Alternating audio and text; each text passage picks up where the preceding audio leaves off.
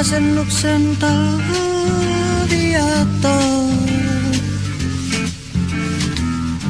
Juutalainen ylläni laskeutuu. Peittää hattuni valkein pisaroin ja kivaana pieksien lyö.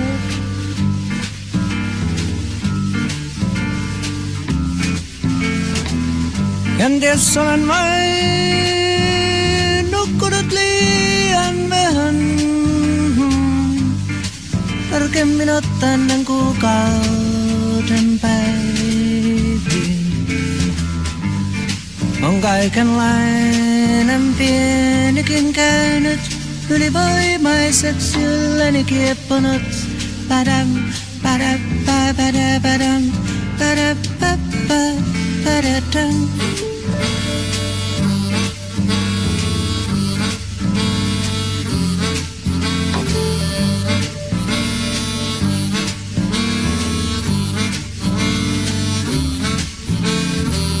Hei päivä minun auringossani vuosiin olen noussut. Ei sitä kiertävää palloa kukaan näkemään sattunut on. Näet hukkaamaan mä maailmani satoin. Näet hukkaamaan mä maailmani satoin.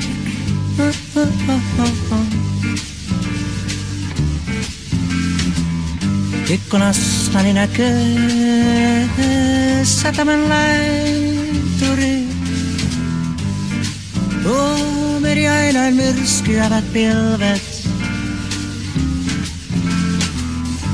jotka liekkeenä taivasta repii kiskoo korkeuksiin aaltojen harjat. Jam, da-da-da, jam.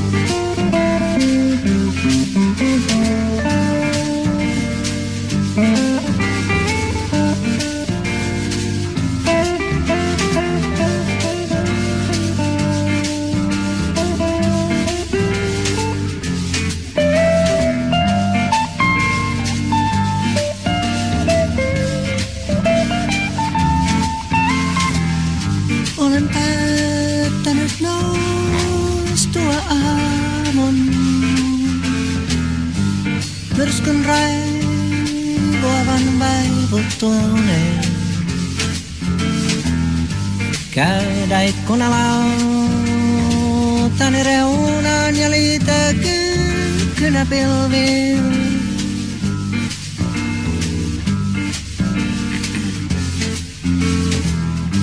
Hei päivä minun auringossani vuosiin olen noussut. Ei sitä kiertävää palloa kukaan näkemään sattunut on. Näet hukkaamaan mä maailmani satoin. Näet hukkaamaan mä maailmani satoin.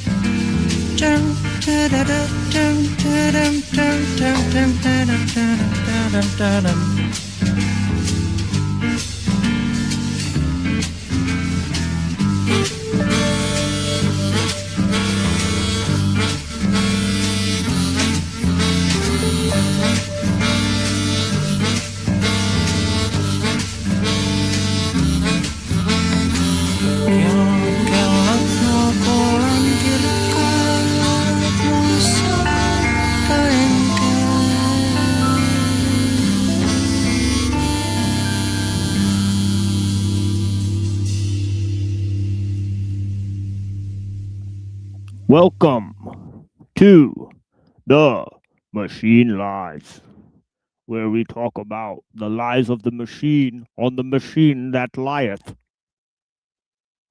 I appreciate all you guys joining me here today. We have been streaming for like 24 hours with the crew. Right? We were first on Neurojack, then we were on Twilight, Son of Lilith. All these channels, we had over 24 hours of discussion, pretty much, and yeah, I mean, it was a very interesting time, in fact, so we've coalesced a lot of material this week alone, honestly, lots of great discussions, and most of you probably did not check it out. I mean, right, because there's very low viewers on the other two channels, right? But nonetheless, we did present a number of key themes and issues, right? In terms of metaphysics, philosophy, the occult, and just Wait, were you on all night with Neuro? I was on all night with Neuro. I slept maybe 3 hours during the stream, and then I slept 2 hours during Lilith's stream. Right. So I just like passed out during those two streams. And I was hoping nobody would notice, right? And I mean, some of us noticed, I think. But yeah, mostly the discussion just carried on, so it was very good. So yeah, we procured a lot of material between yesterday and today. And of course, we've been dealing a lot with this issue, being versus becoming, right? So I'll let real quick Reddington just lay some things out, and I'm gonna go to the other side of the room and grab some coffee here real quick. All right. But yeah, what do you think of this whole problem, being versus becoming, as we've been laying it out, Reddington? I think I said it in the last stream or one of the last streams that being seems like it should be a foundational underpinning for becoming. But I don't think I'm well versed on becoming yet. It's still like I get my head around it because from a philosophical view, obviously they have to be different. So maybe one can't be the underpinning foundation for the other. Because if something turns into something else, then it's no longer being what it was before. So, I mean, there you go with the law of non-contradiction, but you're saying something about Heraclitus, like throwing out or not adhering to those kinds of logical traps, yeah, things. Yeah. So, I mean, there's that whole can of worms, I guess. I mean, I think this is, like I said before, this should be taught first in philosophy 101 courses, rather than starting at Plato and Aristotle. I mean, they're as good a start as any, but if people can get their minds wrapped around this issue, this being versus becoming, then almost everything else kind of at least falls into place a lot better. Yeah. Than just starting with Plato or Aristotle or whoever. Yeah, it's like the philosophy classes, and I'll tell you guys because I've went to the university level, right, and taken the philosophy courses, right, and I've studied with a lot of the, we took some pretty advanced courses over time. I wish Right. I wish I went further with philosophy. I only took the one-on-one course, and I don't even really remember much from it. Yeah, they do a staggering move because they essentially start with the Greeks and then you end up at the Enlightenment, and they just skip medieval philosophy, right? So you go, what happened for 1,000 years, right? Right. And they just go, well, people weren't philosophizing that much because there's, they had religion answer all their They're questions. too busy dying from the plague, right? I mean, well, I mean, see, this the thing is that the plague is like European, right? So this is the thing is like they're strictly focusing on European thinkers, right? So none of the Eastern philosophers in the beginning, because a lot of Eastern thinkers seem to give key sort of contextual clues. Like, for example, they deal with the concept of nothingness and non-being, right? And the non-dual awareness. Right. So then, proceeding from that, you can somehow get to a lot of, sort of questions, from the Parmenides and the Heraclitus. But they sort of skip over all that. And, so they just move from the Greeks to the Renaissance thinkers. Right. And very little is said in between those two. We got I was gonna say something, but I forgot already. Yeah. So, I don't know how you fuckers managed to do this shit, but I just drove past Plato Road right now. Nice. Yeah, nice. I'm not even fucking playing. I'm gonna walk over and show you guys the sign. Please do. Cool, man. I hear a little doggo. Yeah, I'm like Reddington's talking about Plato or some shit, and I look up and it's like Plato Road. I'm like, what? Yeah. Got I was telling Moontan that I smoked a blunt at Socrates' grave one day. When they had the grave of Socrates in Greece, and I remember I had a bunch of like roach like spliffs, and I've combined them all into one blunt, and I just smoked it right there. That's called a generational. Yeah. Yeah, I smoked a second G blunt. Yeah. Who the fuck is it? I can sort of see it. Yeah, the street light's kind of blinding it. Here, hold on. We got a full screen. Yeah, we can see that shit. Yeah, bro. there we go. Plato Road. Nice. At the intersection. Okay, Plato whatever. Road. Plato Road. Yo, holla back. We from Plato Road. Shit. Yeah, man. But yeah, man, it's crazy. But yeah, Plato. You mean right? See, this is the thing. Is like, all right, I'll break it down for you guys, right? So basically, right, we were dealing with the pre-Socratics. Now, you don't actually deal with the pre-Socratic philosophers until you take an advanced philosophy course. And what Reddington is suggesting is that this stuff should be up front because it appears that Aristotle and Plato are merely just commenting on a lot of the ideas of Parmenides and Heraclitus, right? Now I remember what I was going to say. Yeah, go ahead. Like the only thing I remember from the 101 course was that they're saying basically thinking is belief, and that just like threw me for a loop. Yeah, and it gets into this whole thing. I think, therefore I am. The cogito and all this stuff. A lot of the philosophy courses will sort of build up to either the cogito or Kant, and then the road sort of swings off there, right? That's kind of brutal. Yeah, it is brutal because a philosophy 101 course, it will not include the pre-Socratics and it will not include the postmoderns, right? So that's kind of like, weird that they do that. right? It's like, And well, I mean, you can only get so much into one course, right? I mean, they had to, cut it somewhere. well, they had to do like mainly Europeans and Jews, so it's like Basically, it's kind of like that's all we really have time for is like, sad Jumbo. and we're just gonna pretend that the Greeks are Europeans, even though they're clearly not Europeans. They clearly distinguish Mediterranean. themselves. Yeah, so this is the thing, and the Ashkenazis are Mediterranean too. They're not some Semitic people, from like the Middle East, right? So it's Yeah. kind of weird, even right? So it's all kind of weird, right? Kind of framing for things Kind because of like pulling a fast one on people. yeah, if you hate Ashkenazi people that are not basically Semitic, you'll be called anti-Semitic, right? So that doesn't even make sense, right?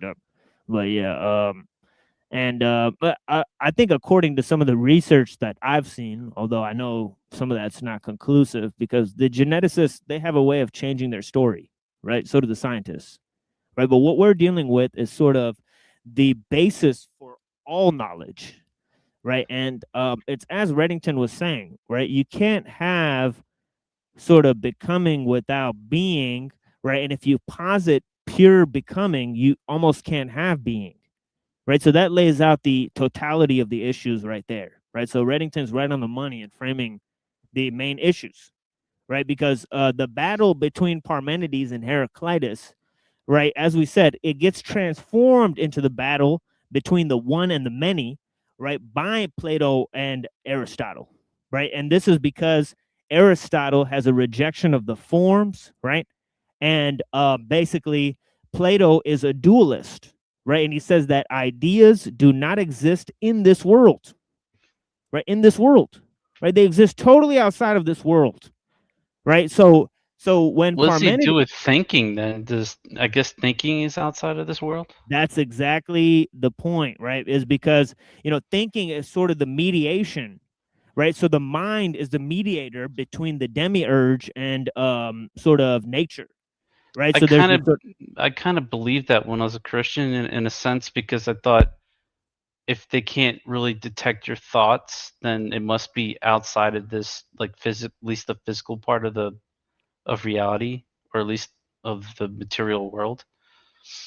But Right. then, like, they came up with experiments showing that they can basically read your thoughts. I'm like, oh shit, right. there goes that. But what's interesting is Parmenides' rejection of dualism and Heraclitus' rejection of the telos. Right, both of them seem to go against the baseline, right? So it's almost as if Heraclitus nips empiricism in the bud, right? And then Parmenides nips dualism in the bud, right? Because it's kind of like, look, like you can't really have dualism if thinking and being are the same thing, right? Which for Parmenides they are. Right, thoughts don't exist on an external plane of existence, yet there's no such thing as these potentialities within nature, right? Because the possible is the same as the actual. Yeah. So He would not like quantum mechanics then. Yeah, there's no such thing as possibilities because there's no such thing as change. Oh right? dear.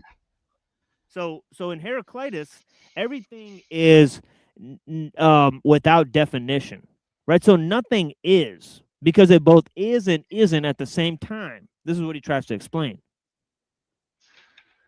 Right? And he says there's no sort of ontological transcendence between the one and the many, right? Because nature is really just one substance, which is a creative fire that is ever changing and ever living. It's plasma, bro. Right. In my opinion.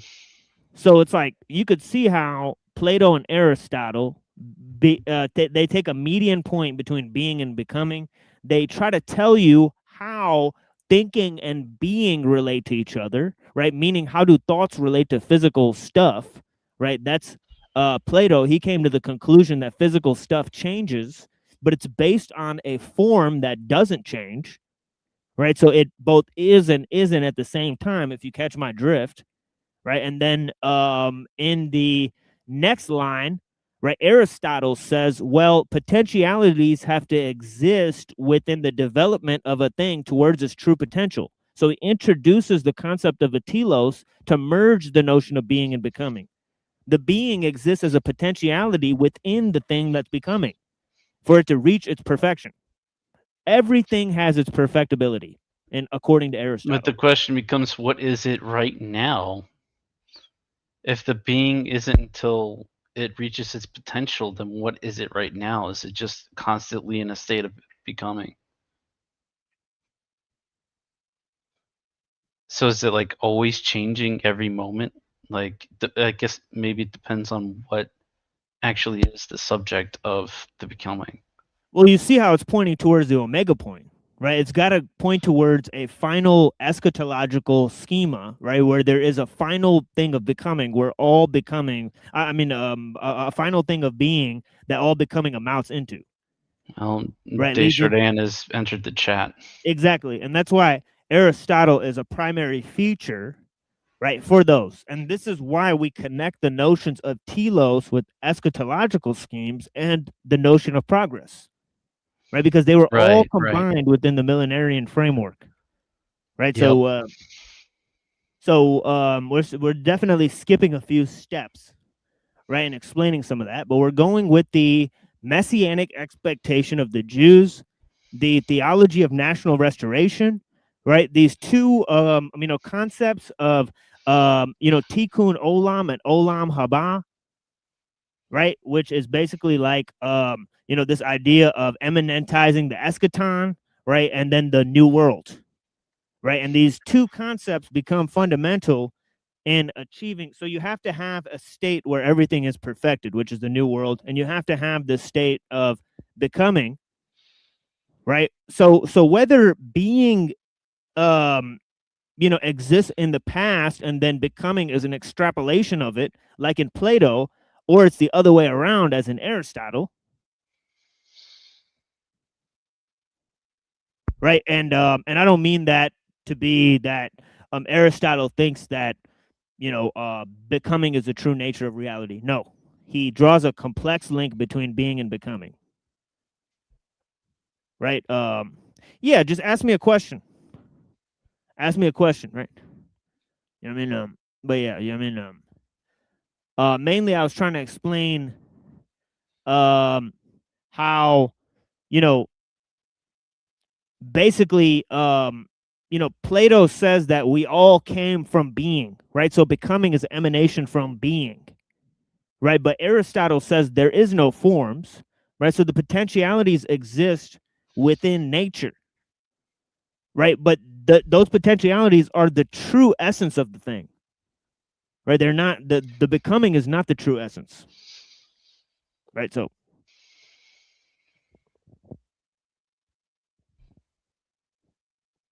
yeah, so there's a little bit of that. I think And, Avian was kind of right when he said, about the fractal thing, about how Parmenides would go one way and Heraclitus would go the other way, because they probably wouldn't. I don't know if they would fully grasp it. I'm not like they're not stupid, but quantum mechanics is kind of hard to grasp unless there is something that's being withheld that would. well, when we get to Democritus, right? There's atoms in the void, and the way they're held together is through mere convention. That seems worse.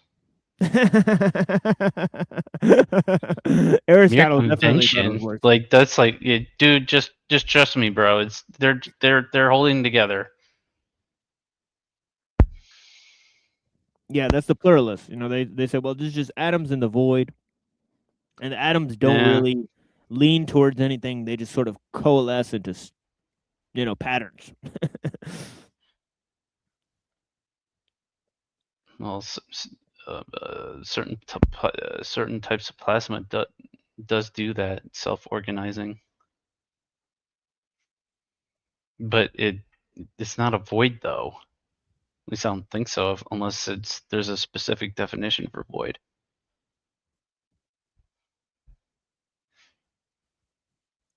Well, I believe that Aristotle sort of introduces something like the void, right? In terms of this creative potential, right, that is being fulfilled, right? Whereas Plato is sort of the belief that nature abhors a vacuum, right?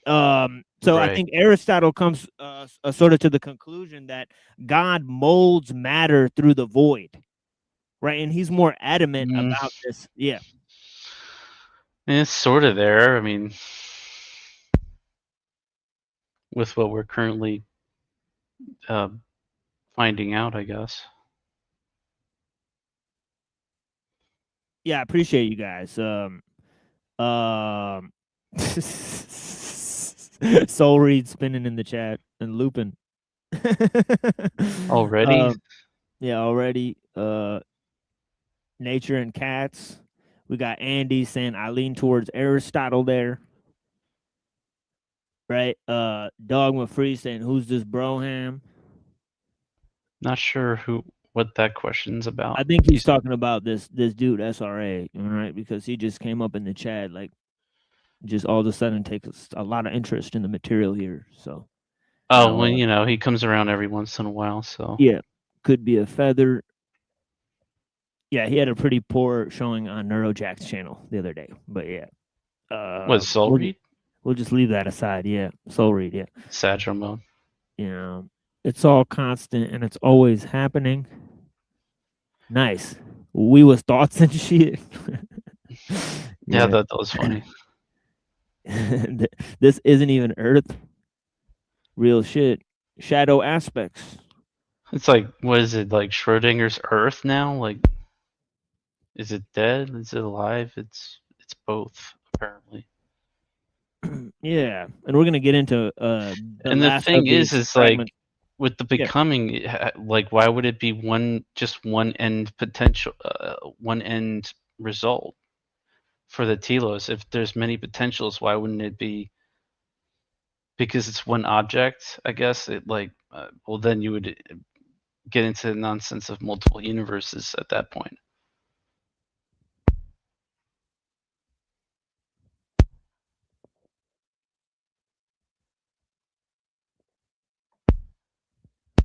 Yeah, this is what I was trying to explain to our friends earlier, that I'm hesitant about believing in a universal mind, but I also am hesitant in thinking that matter is a real thing.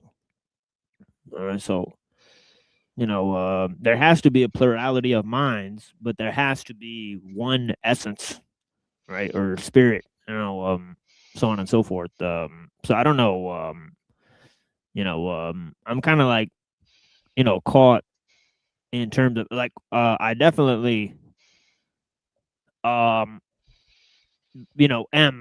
very much Parmenides, right? And as I explained very early on in our conversations, I really like Parmenides and I really like the Tao Te Ching.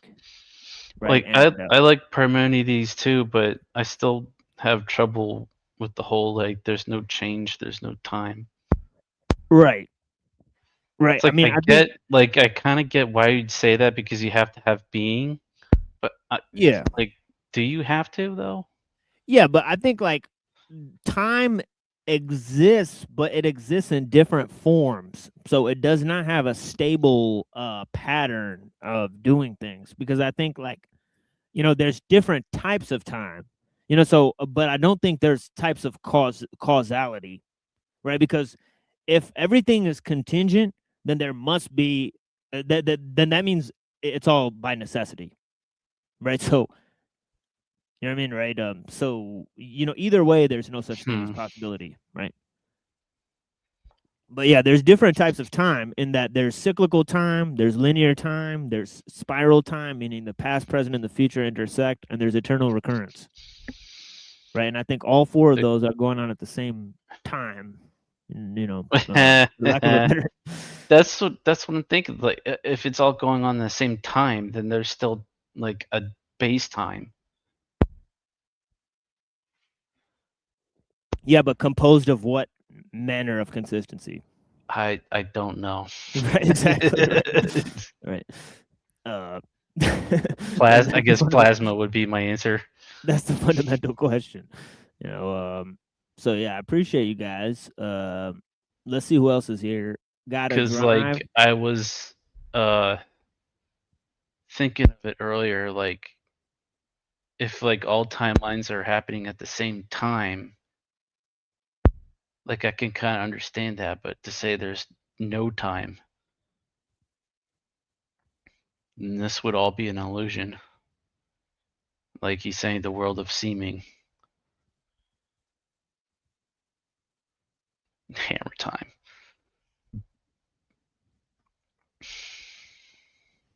Yeah, let's get up in some of the material. But first, let me shout some of these people out. There's a lot of people watching here, and I appreciate you guys. Right, so let me go ahead and say hello to the people. Right, we got Denise. I appreciate you. We got Cecil. Right, we got Rachel. I appreciate you. Blessings. Thank you so much for watching. We got the big homie Earth Supporter. You know, already I think Earth Supporter really understands everything we've been talking about. Right, so it's wild. You know, we only seen each other for a little while, but I feel like this is a kindred spirit for sure. I mean, nothing but a mask. I appreciate you, man. Andy, what's up, man? You know, Crystal Shaman, Ja Healing, blessings. Right? Yeah, Crystal, I appreciate you. We got the homie. I'm pretty sure this is Bear Jew. I greatly appreciate you, sir. All right. Fools and tools, man. You know, blessings. You know, our Pola's here watching again. You know, he's enjoyed the show, even though he won't admit it sometimes. GTG, I appreciate you. Okay, Shadow Buddha, man. The OG, the triple OG, Shadow Buddha. A real scholar, man. We need to get him up here one time and speak what he knows about Buddhism. That dude is a deep thinker. Honestly, you know what I mean? I appreciate his style and his his entire thing, man. You know, keep it coming, brother. You know, man. Oh yeah, and the NPC awards. Shit's about to be fun. We may restream that shit or to go pop up on there or see what it do. You know what I mean? We'll have a fun night that day. You know, we'll engage with the award show or whatever. Even we'll figure it out, man. You know, it's not like we haven't had, you know, relaxed streams here before. You know, best part is when I rolled in and shit got heated over speaking of the crown. Yeah, dude, because you're like, he kept bringing up like the virus, and I'm like, all right, dude, like this is some weird like Fed level shit. Like, The virus.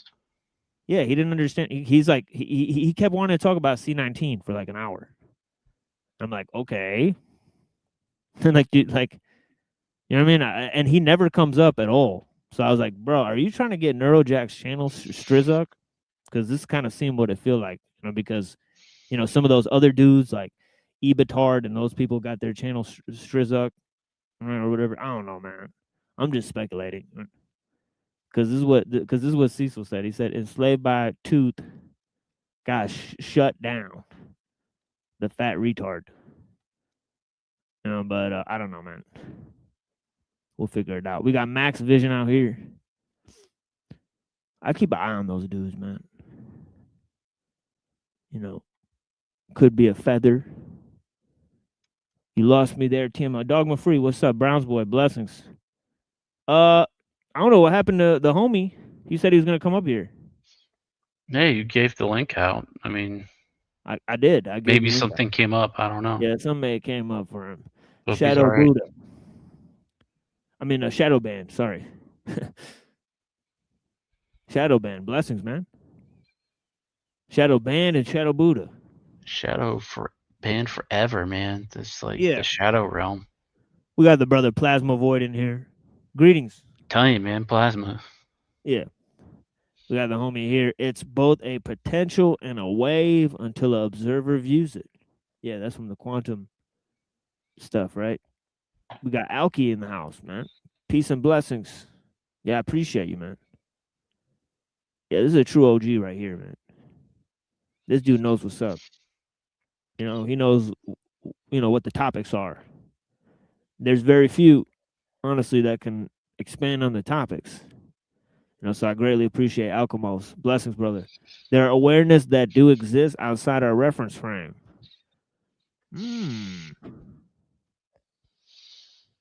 Interesting. Awareness that exists outside our reference frame. Yes, I totally agree with that. Sounds legit. I mean, that's what you could have particles because the universal mind is the observer, Yeah. right? You could go that route. I don't know if you can, but you could. Moontan fell asleep on Doc's stream, woke up to this. Yeah, I know. We've been going for 24 hours. Yeah, We went from you Neurojack. got you got hoodwinked. Yeah, we've been going for 24 hours in this bitch. It is what it is, homies. That'd Sometimes be we like go for what 3 a.m. for her right now. yeah, we go for a long time sometimes. So you guys may not see all the streams because they're on Seditious Glands. They're on He's got Twilight. a third channel now. It's like 3.D something or other. No, that's just the Neurojack channel. Oh, he renamed it? Yeah, man. Oh, what the hell? Yeah, so he's got 2 channels, right? It's the same Neurojack at Neurojack, right? And then there's another one, Nah, I should Seditious have Gland. figured because I didn't sub to it and I already have the Yeah. videos for it in my feed. Yeah. And then we got Twilight Sun, Nadrid, and Seditious Glands. So go and check those channels out, guys. Blessings to the people. I appreciate you guys. I think it's Twilight Sun Animism now, I think. Or is that just the StreamYard handle? I forget. We'll drop the link because we did a I'll look for the link. 24-hour stream there. So let's drop the link. Blessings to Reddington. Thank you for dropping that. And then Unless Max Browns Vision. Boy beats me to it. Yeah, Seditious Glands. Yeah, exactly. Go and check that out. Right, there's a lot of material there. Right, sometimes I replay it back at the end of the streams. But yeah, so obviously there's our alternative channel. Right, there is it has its own material there. Right, so nothing on the alternative channel is on this channel. You got tons of music videos. We're actually releasing the music videos at this point. Right, I'll show you guys where we released the music video. Right, so I'll get back to the material here. Right, and The we're gonna display go. name is Nodred, but the actual channel name is Twilight Sun Animism. Right. So we got Twilight Sun Animism. Right, go check him out. Twilight Sun Animism. Right, we got the homie. Right, we laid down an 11-hour stream there too. As I said, right, we got the Cyber Caliphate channel.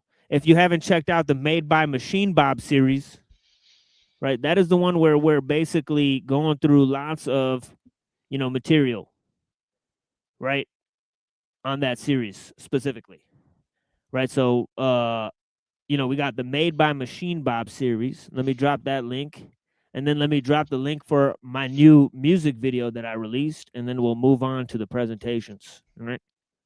Because I got a bunch of stuff to tell you guys about Heraclitus and Parmenides, and of course we're going to expand deeply on these ideas tomorrow, right? We have been expanding a lot on a lot of these topics, right? Actually, we've done several hours on the pre-Socratic philosophers, right? Like several hours on pre-Socratic philosophers,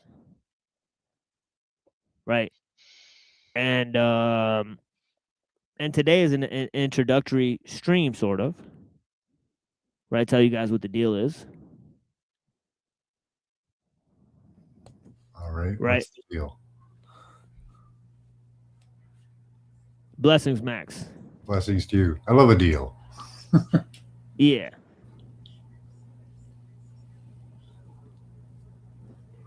Yeah, we got this new video, new music video, right? So it's just a music video, right? I'm Right. trying to remake these songs so they sort of sound more futuristic. Okay. Cool.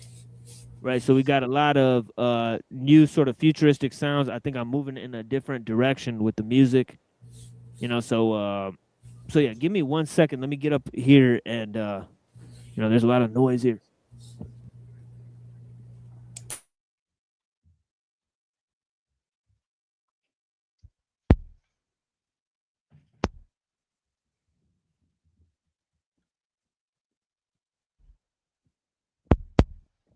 All right, sorry, clear my headspace. There's a lot of blessings to all the people. And yeah, let's move to some of this sort of music here. Right, and we'll get into some of the Heraclitus. So first let's move to the Heraclitus, then we'll move to some music, and then we'll move to some of the Parmenides. The mix Right. should be coming soon. I just need to do a couple more things. Yeah, Should be Reddington's ready. got some bomb mixes if you want to drop the link for those. Definitely. I suppose. Yeah, it's a good Pop idea. my Since other channel. Yeah, we've just dropped all the links. And, if people want to go check it out, definitely. So Heraclitus says the universe, right? Nature is eternal. Okay, he believes that there's a sort of divine spark of the essence, right, within all things, right? And he's talking about this idea that nature is intelligent, right, but that it's also in a state of becoming, right? So he doesn't believe in, sort of matter in the conventional sense, right? He thinks it's all just pure energy, which is sort of like ever-living fire, right? And he also thinks in terms of society and politics that most people are not aware of these truths, right? That one man who understands himself is worth 1,000 people who don't. And he's sort of taking a deeply misanthropic view of man, right, in a sort of deification of nature, right? So this is a interesting turn of events, right? Because we'll see that later there's a sort of more humanistic philosophy that sort of says that man's reason is sort of beyond nature.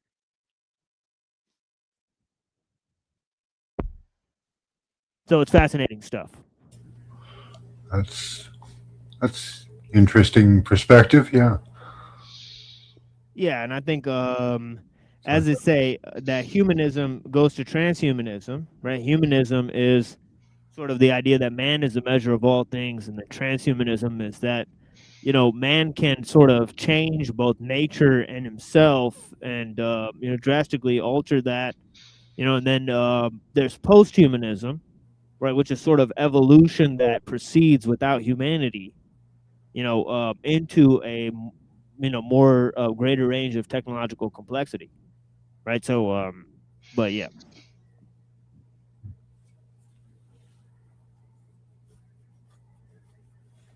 So is it above or outside of nature, like separate? Like he considers man separate from nature or above it? Which is it? Well, I think Or is it both? in the humanistic philosophy, right, they consider man sort of either on par with or above nature, right? But in sort of the view of Heraclitus, right, in a sort of deification of nature, right, saying nature is sacred, right, and that it's always in this state of becoming, it's sort of the ever living fire, right? And he says it's basically all Zeus, right? And the thunderbolt steers all things, right? As he says. So he's not said that there's a man that is separate from nature at all, right? It says man is sort of a thing that's undefined, is sort of something that should align itself with the will of the Logos, right? And yeah. Okay. That's pretty decent. Yeah, so Lightning is plasma, by the way. Yeah. yeah, it does seem like there's two types of fire in Heraclitus, and one is sort of an etheric substance, and the other is sort of like a smoke, and and there's a sort of electric element to it, right? That Mhm. so the smoke goes between the electric element and the sort of dense material, right? And there's sort of some of that there. Yeah. In his sort of cosmology, right? His sort of cosmological ideas. But one of his most staggering sort of philosophical notions is this idea. He said that the totality is a child, and through eternity, eternal king of all things, he says thus: life or eternity is a child at play, moving pieces in a game. The kingdom is a child's. A man is called childish by a deity, just as a child by a man. And he's and it says here, Heraclitus thought human opinions to be childish. Children's toys. Children's toys. And he also said the most beautiful arrangement is a pile of things poured out at random. Yeah. So clearly, chaos is sort of the mother of order for Heraclitus. Yeah. You know, it's more beautiful in a sense, right? So a child's discernment is as good as a grown man's discernment. No, because nature is just one thing. It's just ever coursing fire, and whether you have strife or whether you have, wealth, all things are exchanged for the logos, as gold is for all things.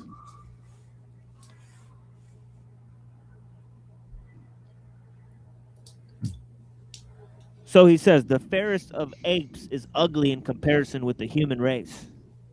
The wisest of men will appear like an ape compared to a god, in wisdom, in beauty, and in every other respect. So see, It's almost humans are like no a better. ape to angel reference there, even though that's thousands of years before.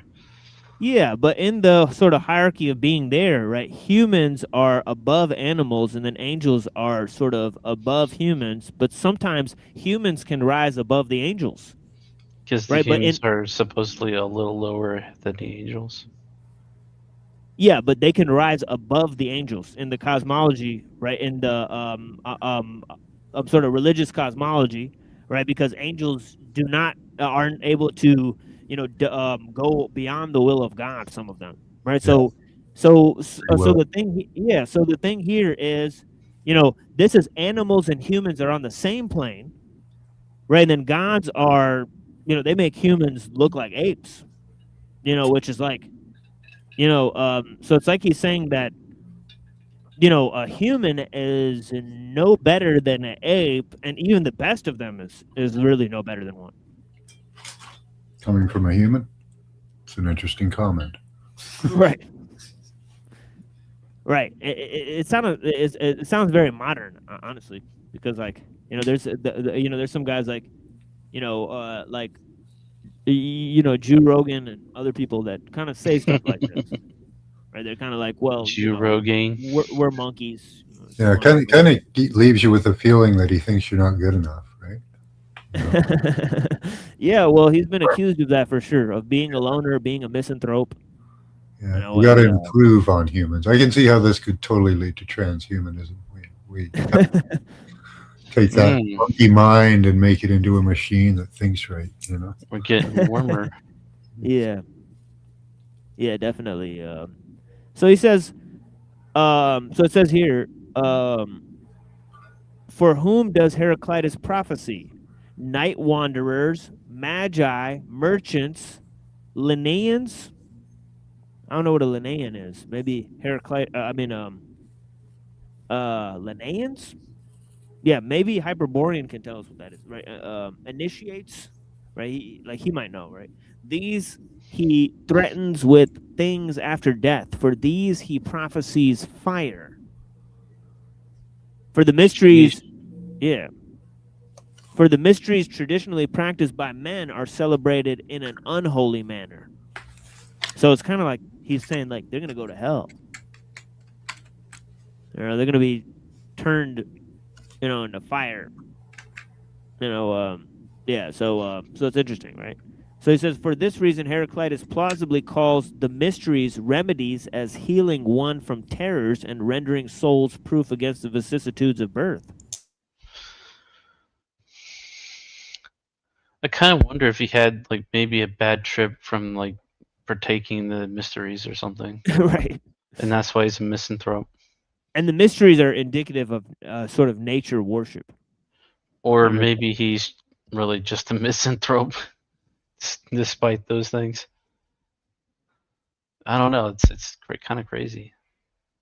Yeah, let's check out what Buddha's what Buddha's got. He says, in Buddhism, the human realm is the best chance of reaching nirvana compared to the deva realms, because the devas experience bliss at all times, while humans understand both suffering and bliss. Nice. Interesting. Yeah, I but have I my guess own little saying on that one is you can achieve nirvana in a cave by yourself, but the only way to achieve enlightenment is through interaction.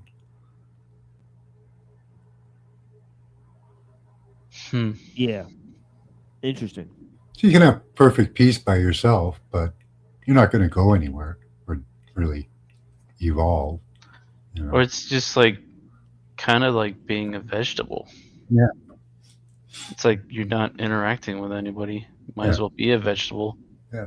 That's like eternal bliss to me seems more like a curse than anything, because you have no ups and downs, there's no variation, just this almost sounds like a sensory deprivation tank. Yeah. Good description. Yeah. That's not bliss for some people. Some people get messed up from those though. Yeah, but even there, they have sensations and journeys and trips, right? So right. Another thing Joe Rogan does, sensory deprivation tank. Or at least he used to. I don't know if he does anymore. Yeah, he's copying John C. Lilly, who had some very Heraclitean ideas. He said, of the province of the mind, there are no limitations.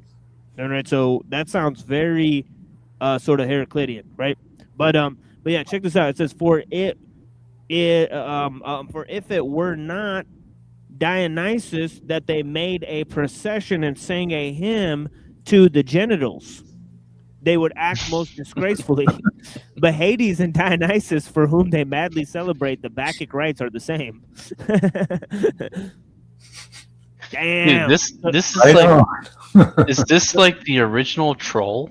Yeah, he said homie said the Eleusinian mysteries, those motherfuckers are devil worshippers that pray to the phallus. All right, so yeah. Maybe I was wrong to suggest that he partook in the mysteries. Right. It looks like that's a hard maybe for him. Right. Maybe like he wasn't let in, so like forget you, cool kids club. Like I'm gonna write against you. Yeah.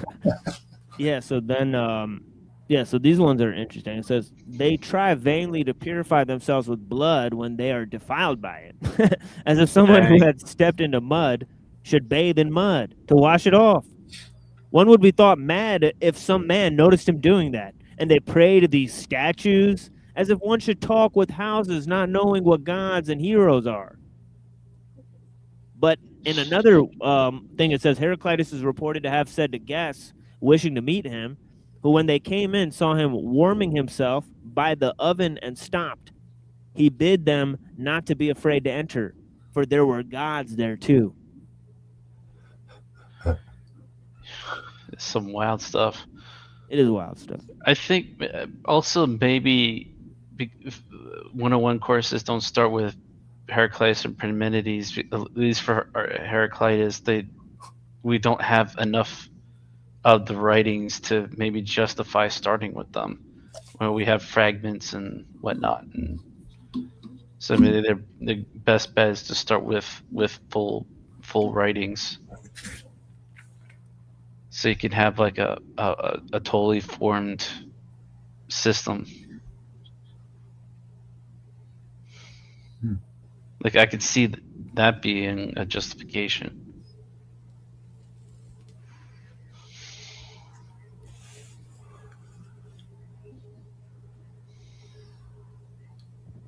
Yeah.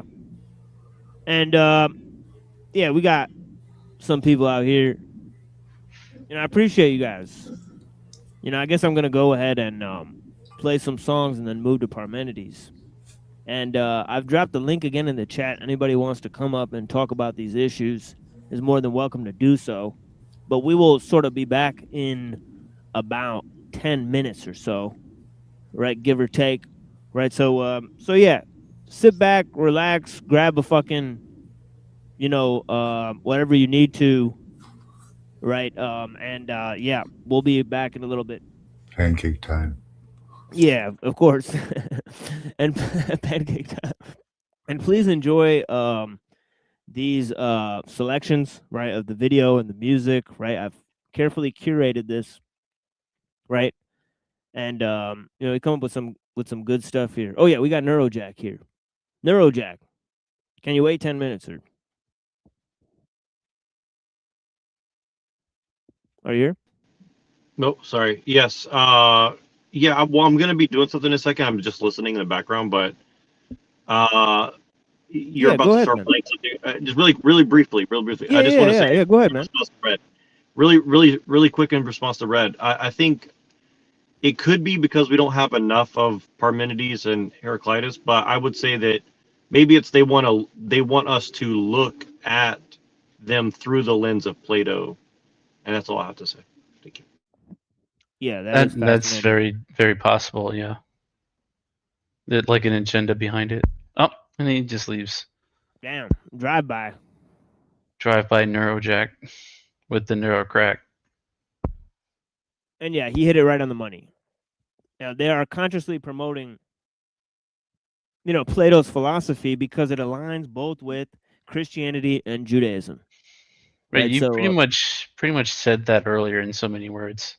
Yeah, I've said that so many times, right? Because if you look at Maimonides and St. Thomas Aquinas, their philosophy is heavily ingrained with Neoplatonism and Aristotelianism. Right? It just seemed like they used both of these systems to explain God, so there's no going back. They used these systems to explain their cosmological ideas, right? So there's no going back, right? Right.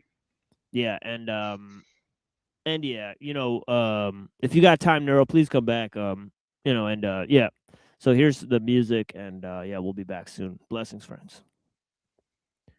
And yeah, if Shadow Buddha's still there, I appreciate you, man. That was a killer comment. And yeah, all you guys. I think he's still here, yeah. Yeah, appreciate the jams, man. And pump up the jams. I really like this sort of mix here. It's sort of very relaxing. It's about like sort of monk. It's like doing like some sort of Brahmin rituals, and it's very relaxing. Right? But yeah, the songs are called Take 4 and Drifting. Yeah.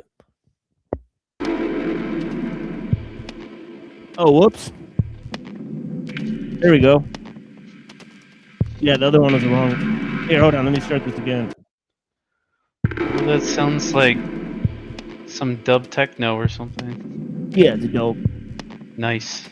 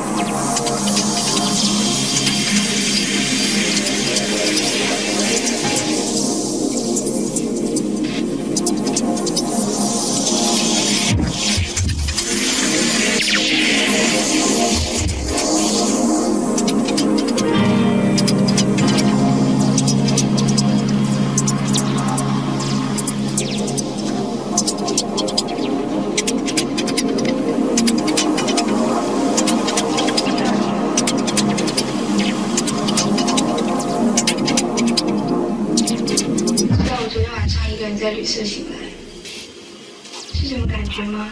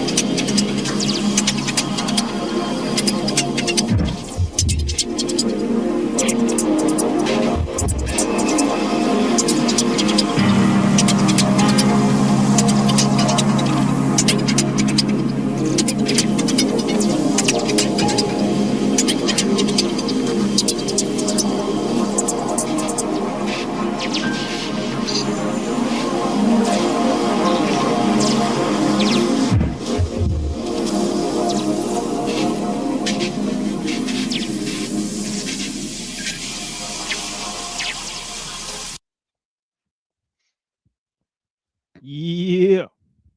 Blessings to all the people. Greatly appreciate you guys. We got a lot more music coming up this week. Really, it's a great week for music. Honestly, that's what I think. But yeah, we got a lot of material here. Let's go to Angie Hobbs. Angie Hobbs, right? And she's talking. We looked at her video on Heraclitus, and she raised some good concerns there.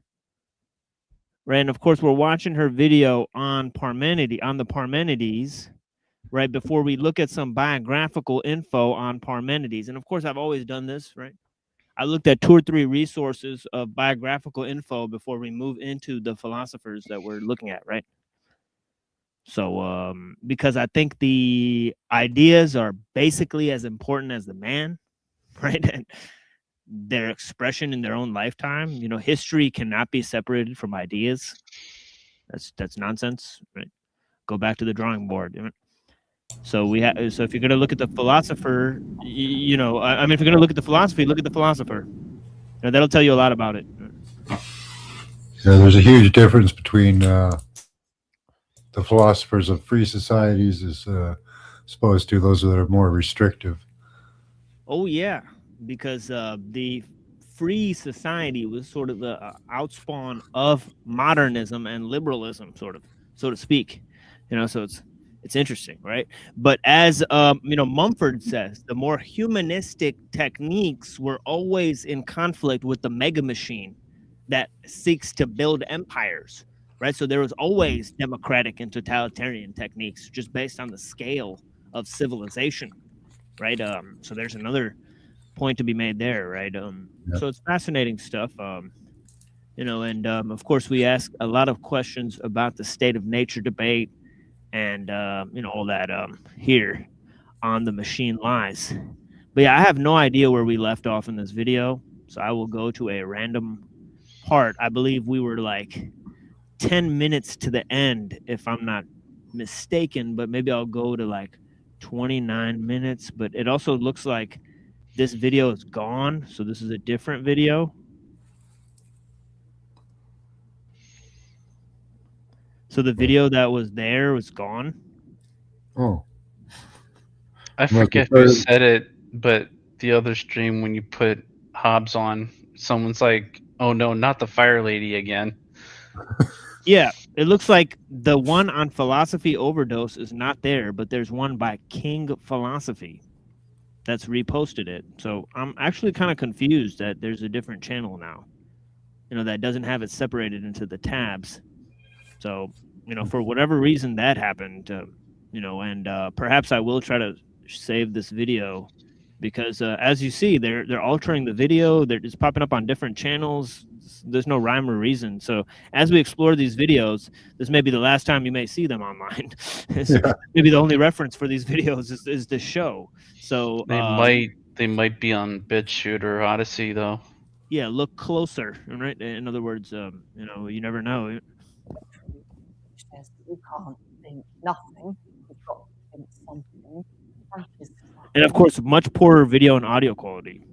You know, if Oh, you a guys lot noticed. worse. Yeah, Yeah. it's terrible, yeah. Unfortunately, but that it I doesn't had to turn vary the from that. Right. subtitles on. Yeah, and so much worse audio and video quality here.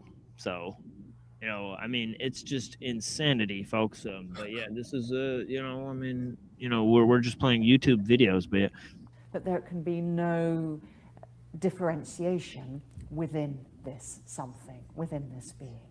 That in fact, you can divide it up into different objects with different predicates, and that these different objects can change, and they can appear to come out of being and come into being, so long as overall there is just being, and that goes on being, and that never changes as being, but within being, there is room for the appearances. So that's one possibility, but it does require us to make this very big assumption that Parmenides, the philosopher, the writer, has worked out these different senses of the verb to be. Yeah, so what she's saying is there's a hardcore interpretation of Parmenides, right? Where the way of seeming is, cannot exist alongside the way of being, right? But there's another sense in which the appearances count as a sort of way that things can sort of change, right? But not really change, right? So she's saying, the interpretation of the text sort of leaves it open which one it actually is, right? But it seems like he seems pretty assertive that, within being, there is no change. And when Zeno describes these ideas, he's looking at change within physical observation, right? Our ability to observe things, right? So he's sort of using the path of seeming to implode in on itself and to just using empiricism to refute itself, right? But yeah, blessings. And is actually inviting us, the readers, the hearers, to work out this distinction for ourselves and to realize that the appearances can exist as appearances, providing we understand that underneath, as it were, there is just being, even if it looks different on the surface. So that's a pretty radical interpretation, but I've got an even more radical one for you to consider.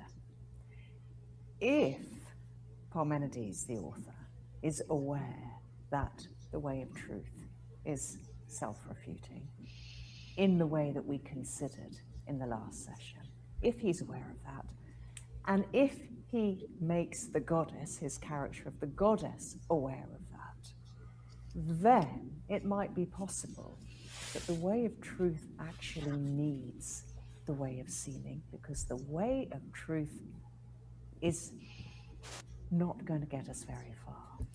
So here's a thought. Yeah, I think that might be a sort of very like Aristotelian interpretation, because remember I said Aristotle, his philosophy also requires being.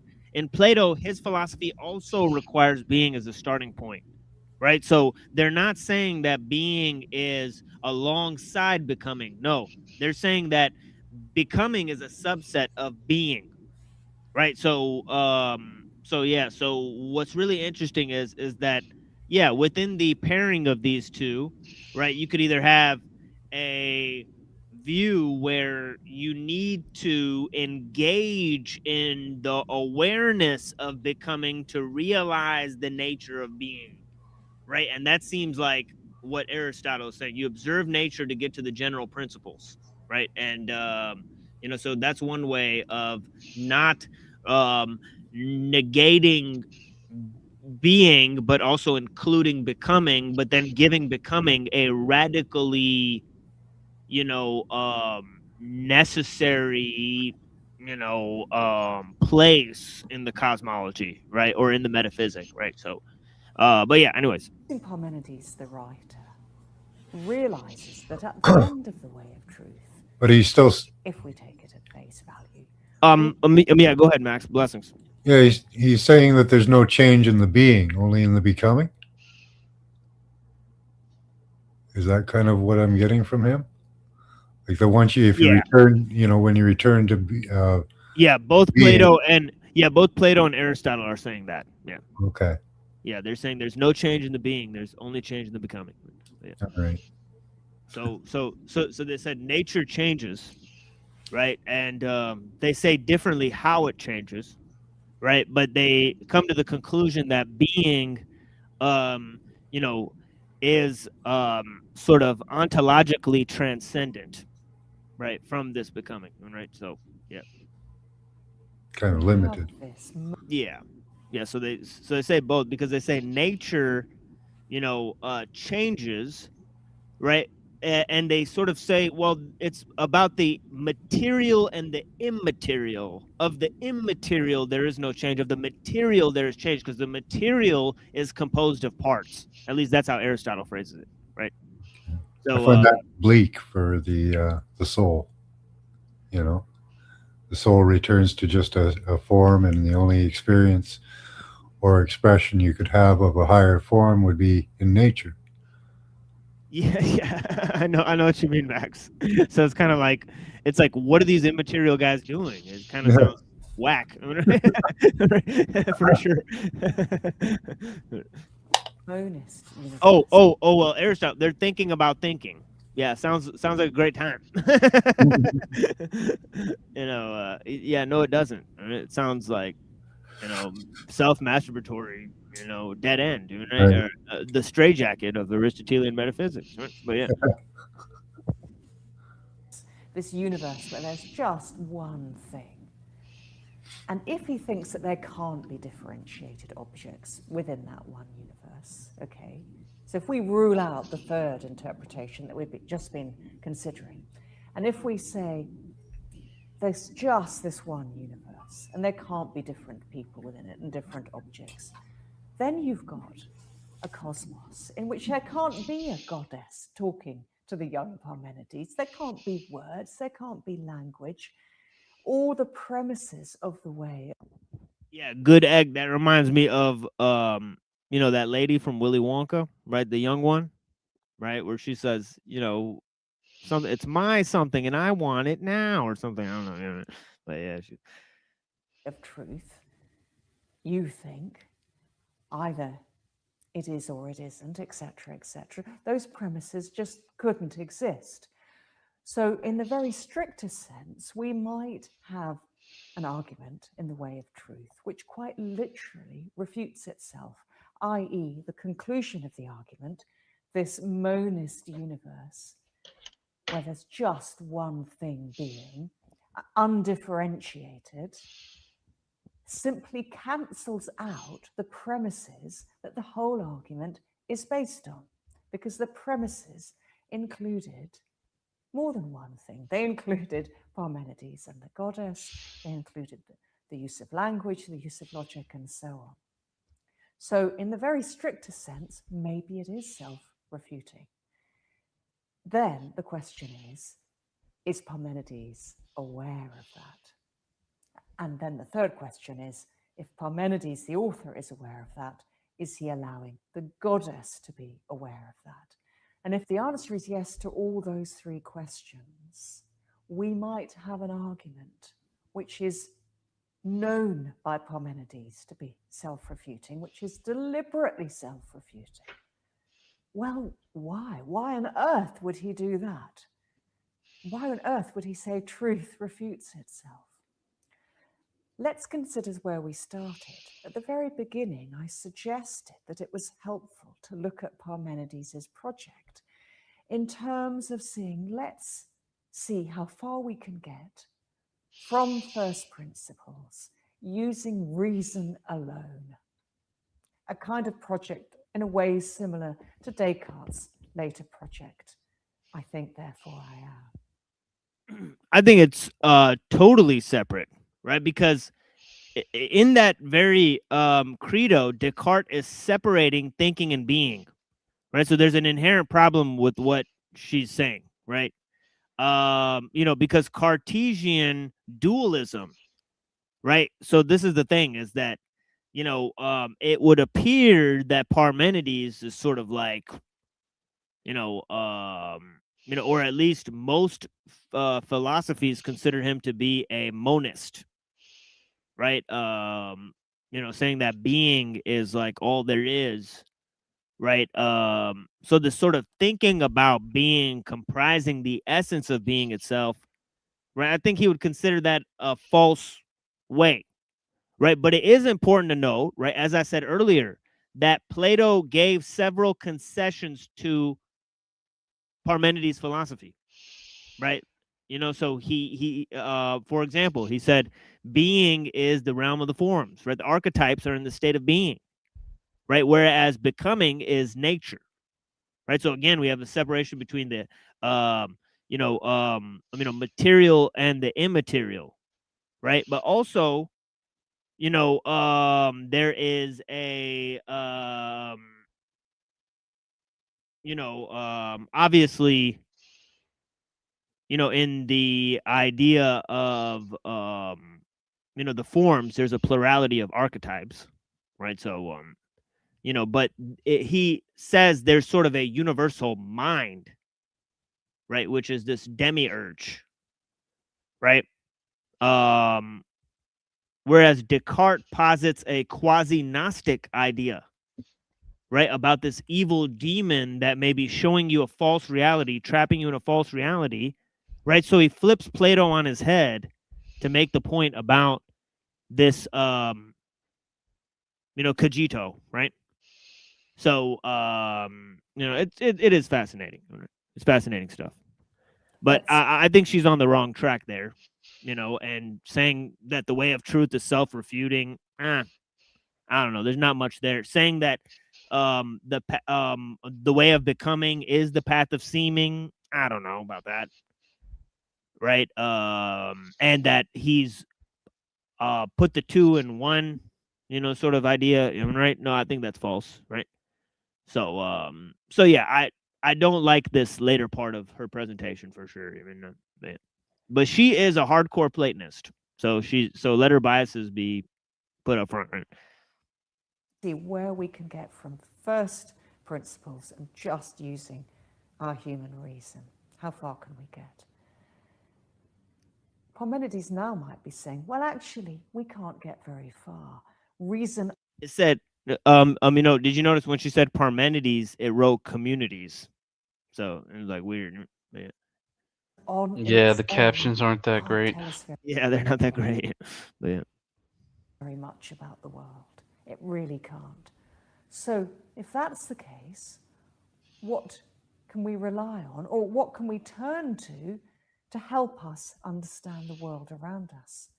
Well, if reason ends up refuting itself, then we'll have to turn to our sense organs. We're going to have to turn to sense data and see where that gets us. Where would that get us? The way of seeming.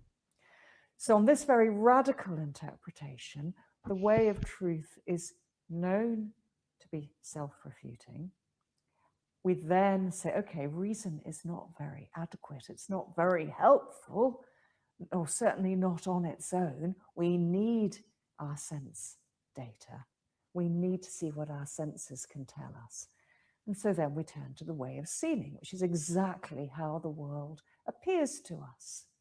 Yeah, I think it's actually opposite, right? Meaning that if you reject both empiricism and dualism, right, then you basically understand that being is the true nature of things, that all your rational sort of deductions about these empirical facts, right, are sort of, of a secondary nature, right, to the actual knowledge, right? So you would engage in society, right? So it's interesting to note that Plato and Heraclitus, right, they like went away. They like tried to go to the academy, they tried to go to the temple of Artemis, they rejected the society, right? Whereas Parmenides was a head figure in his society, right? He devised the laws. He was like a politician, right? So he went back to square one, which is let's deal with people. Right. So I think it's evident in their actions, right? Where, Heraclitus was this misanthrope, and Parmenides was sort of a crucial part of the society in which he lived. That's a real big difference, as well, as their cultural is whether they interacted with their society, how Right. did they get along with them? That's huge. Yeah. To me it's big, but yeah, so, I mean, it's cool to philosophize and say like, oh, well, you totally can't do anything with Parmenides' philosophy, but what has all the philosophizing accomplished? And right, so I think crazy stuff.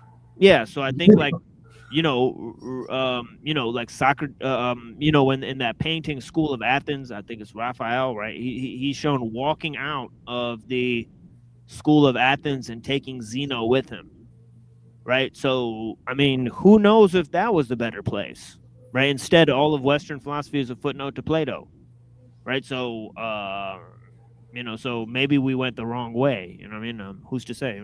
Full of light and shade, night and day, and different objects, and objects which change and have different properties and come into being and go out of being. This is how the world appears to us.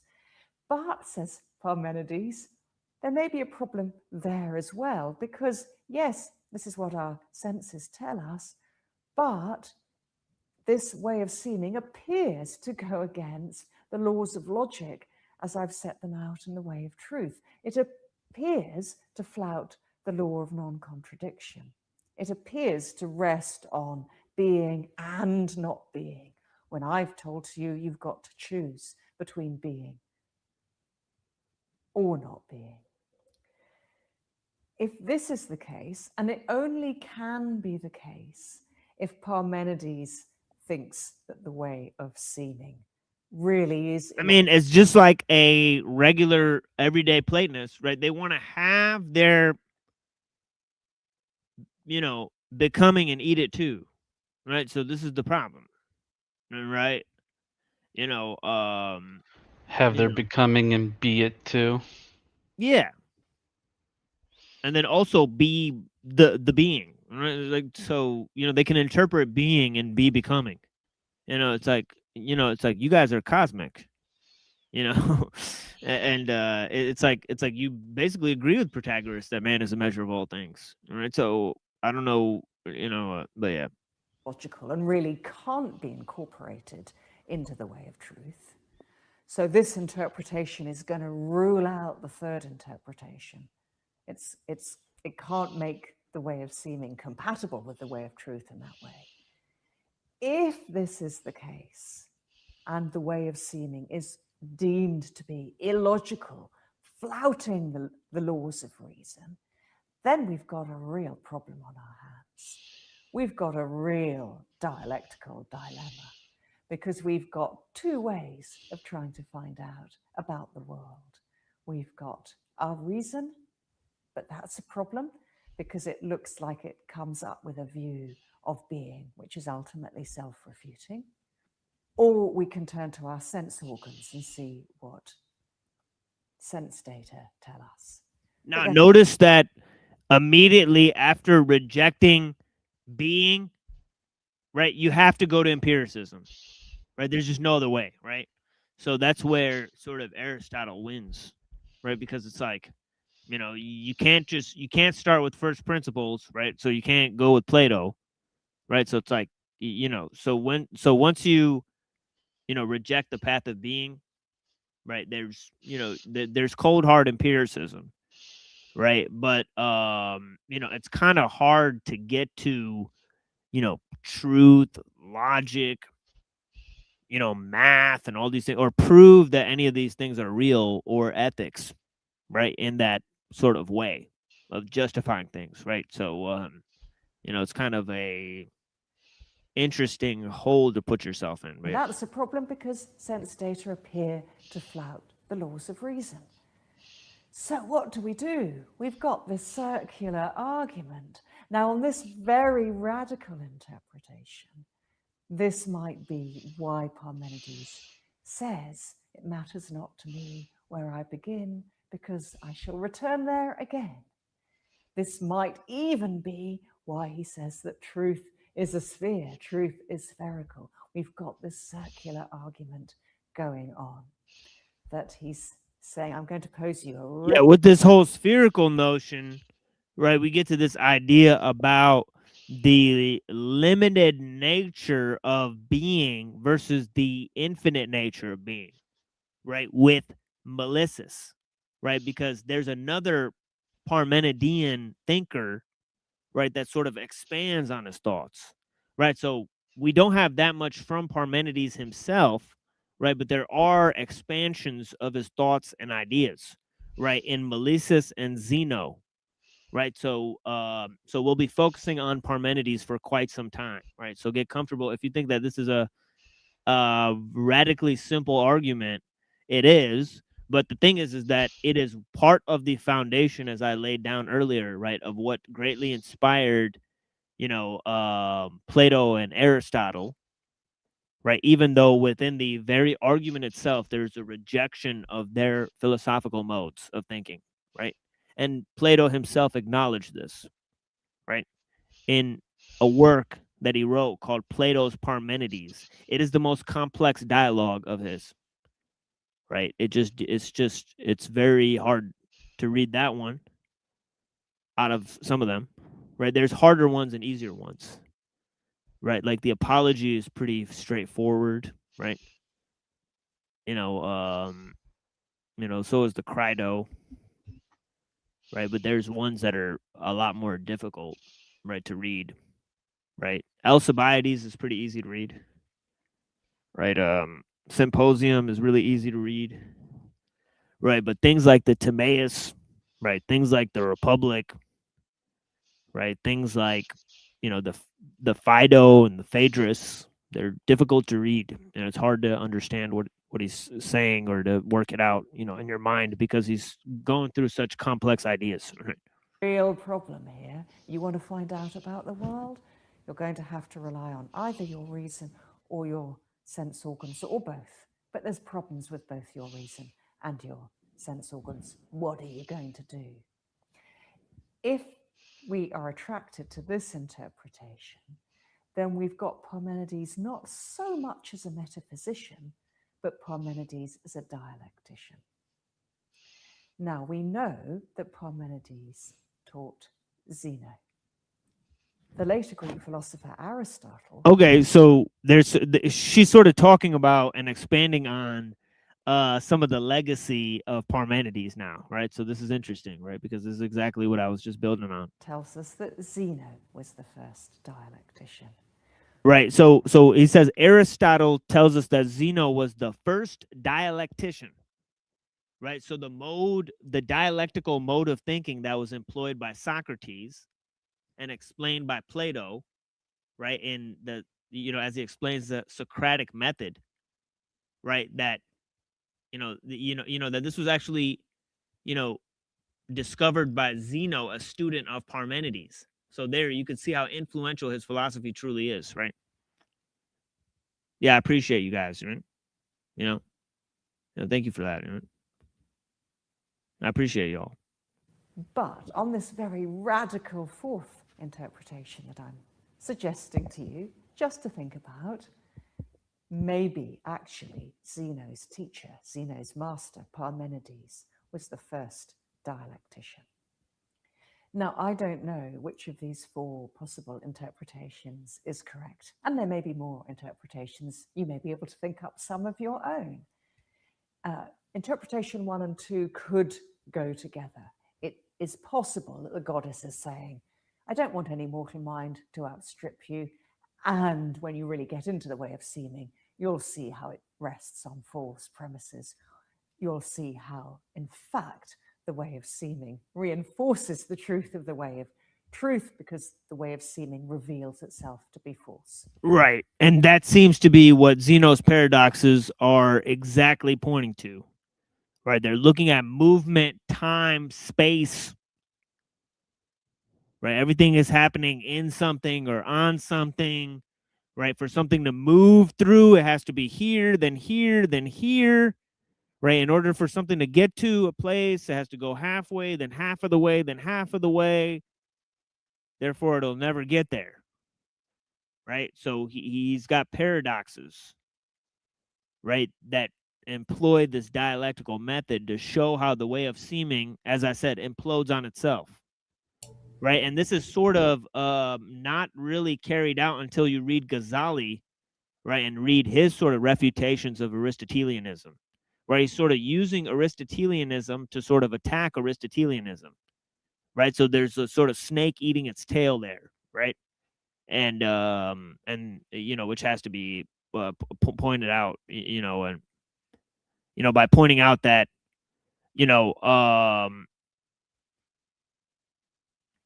something that is arbitrary or contingent, right? You know, that there is no such thing as arbitrariness, right? That the material is not different from the immaterial, right? All of these sort of, all these, you know, yeah, the digital catacombs. What's up, man? I'm not listening in at moment. Okay, so I don't. Wows. All right, yeah, man. You know, I don't know if you're listening or not, but yeah, man, blessings. Digital catacombs for sure. All right, man. So interpretation 1 could go together with interpretation 2.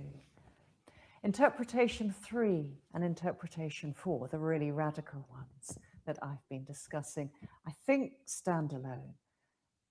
I think if you're going to say actually the way of truth could be compatible with the way of seeming, that we can actually incorporate the appearances into being.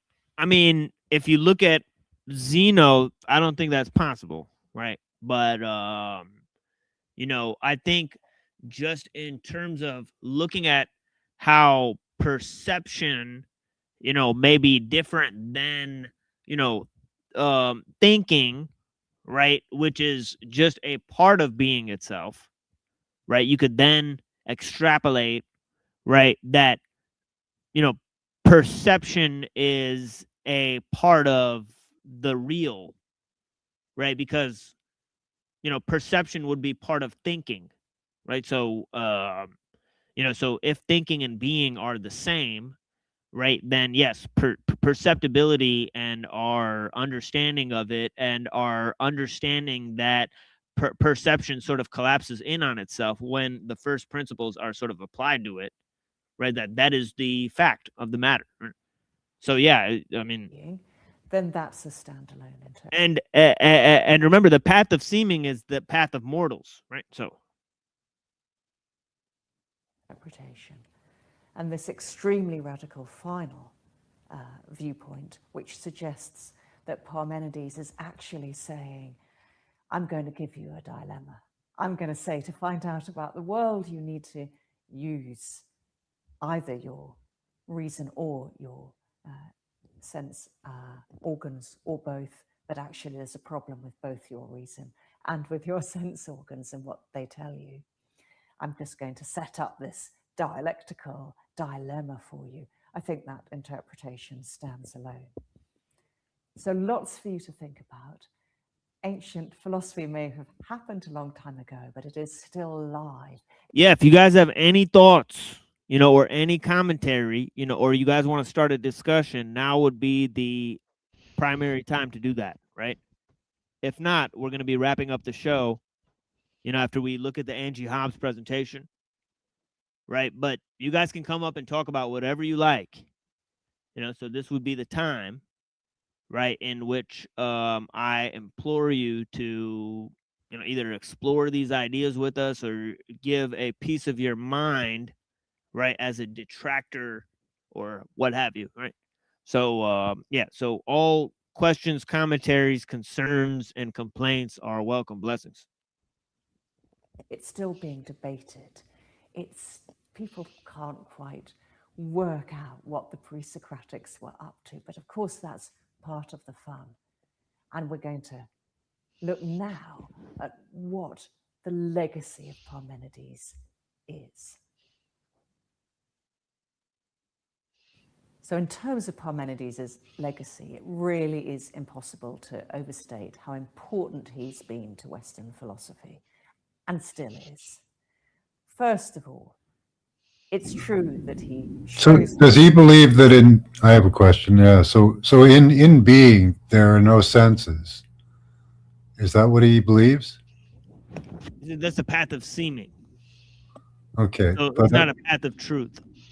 Okay. So yeah, so All right. think nothing. To think nothing is simply not to be thinking. However, he certainly makes us think about nothing. He certainly makes us think about negative predications. And these are really troubling, difficult ideas. There's a really crucial distinction between the sense of a word and the reference of a word. And Parmenides said... So she mentioned this earlier, right? That this idea about the existential and the predicative, that is a feature of the syllogism, right? It's a feature of the Aristotelian sort of syllogistic logic, right? And this sort of combines the ideas of grammar and logic, right? In a very interesting way, right? But I think this distinction is simply just about words, right? I think it's about language, right? So I think she's on the wrong track with this, but she's expanding on Words, where the words exist. right. We got Ebitard, right? So yeah. Words to tell me whether or not the right fucking exists. Words to tell me how are you even using words to tell me whether or not the right fucking exists. Where do the words exist? Right? Like So- they don't understand the basic philosophical underpinnings of what their intent, and he could accomplish more. Nobody gives a fuck about your dumbass fucking philosophy. Nobody gave a fuck about anybody's philosophy takes. When did a philosopher ever do a fucking thing? Show me one time a philosopher ever did a fucking thing. Facts. This is uniquely subjective. Everything is uniquely subjective. You should be seeking this knowledge to expose evil. That's something Christians are supposed to do. We don't seek knowledge. That's Gnosticism. Facts. So there's a hot steaming pile of shit there. Blessings, guys. Is saying to us, this word nothing, it has sense. If I say nothing, you know what I mean, but there's no reference for it. You can't point to nothing. The word table has sense, and you can point to a table. The word nothing has sense, but you can't point to it. It's really, really weird. It functions as a noun in a sentence, but there is no object to which you can point. And that's why, to return to where we started at the very beginning of our first session on Parmenides, that's why the sentences, quote, nothing exists, unquote, and quote, nothing does not exist, unquote. That's why these sentences are so strange. Right. And right, if you can imagine the difficulty, right, between these two sentences.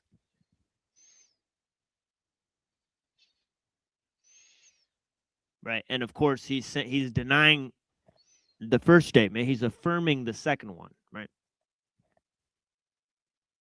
According to Parmenides, right? He doesn't think that nothing exists.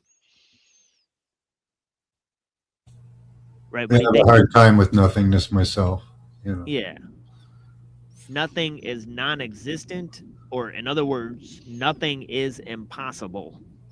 Right? These are two translations of the Parmenides, right? So it's interesting. Unquote.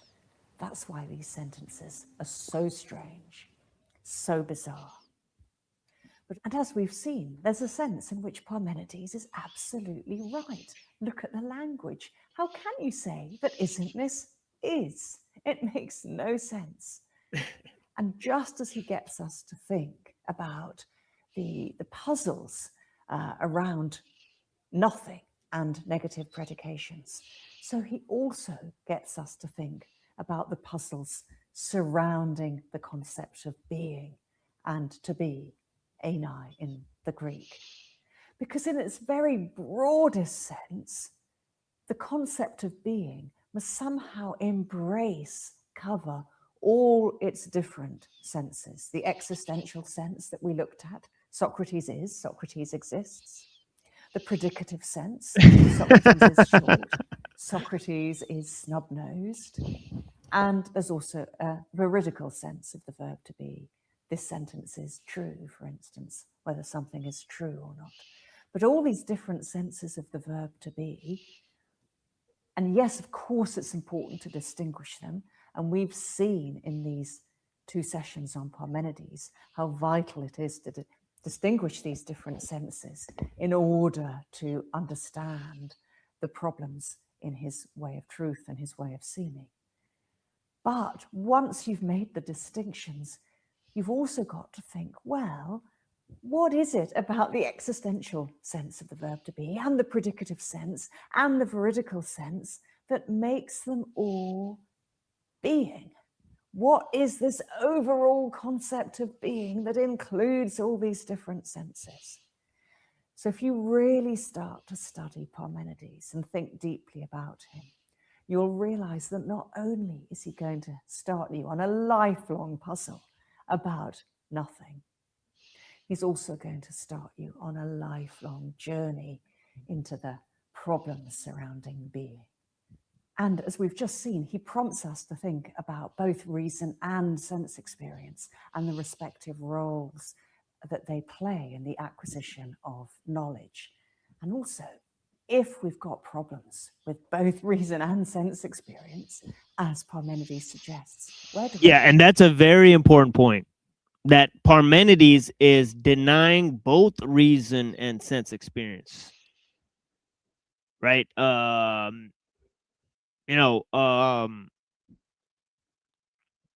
in terms of that, right, you could look at both, sort of Plato going with reason and then Aristotle going with sort of sense experience, right, to make a final determination about the nature of becoming, right?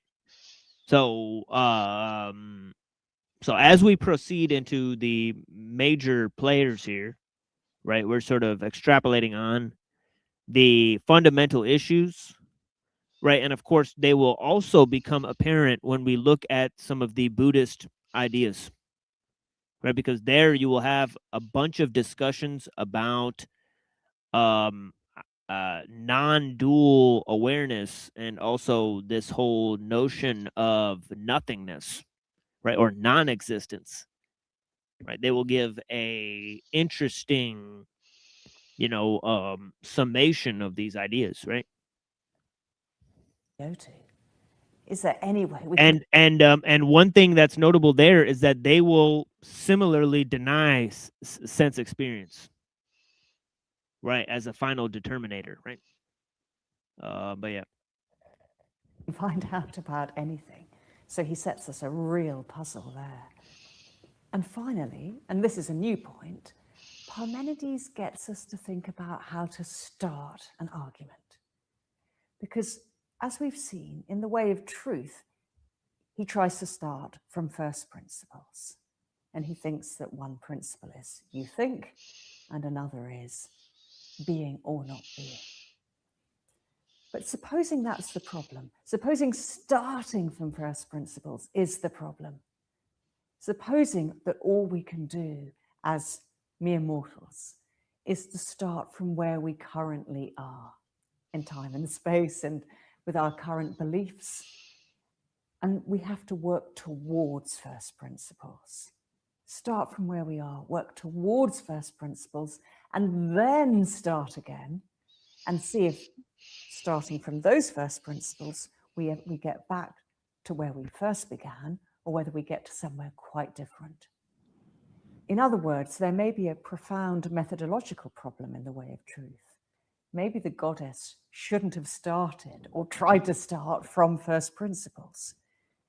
Now, and I think it's interesting that, as I said, right, the empirical mode sort of tends towards, science, whereas this sort of way of nonsense experience, it goes to other things like politics, right? I believe, question then is, does Parmenides, the author, also think that that's a problem? Is he aware of this? Is he conscious that this is a methodological problem? Is he trying to get us to work this out for ourselves and say, actually, we need to start from where we are now. We need to start from our current beliefs and work towards first principles. So that's a fifth possible legacy that I think Parmenides gives us, and a really important one. How do you start an argument? All right. So there we are, folks. Nobody came up, so looks like I'll just end it. All right. Thanks. Have a good night. Yeah, but if you guys have anything you want to, say to the people, please, or any, thoughts, blessings.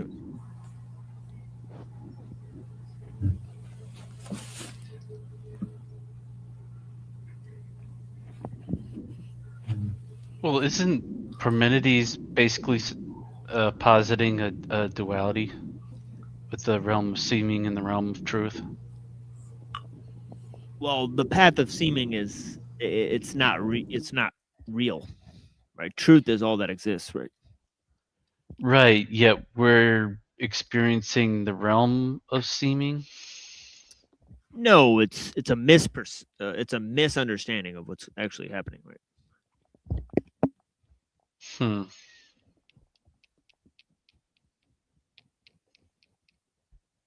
Again, I need to dive more into this.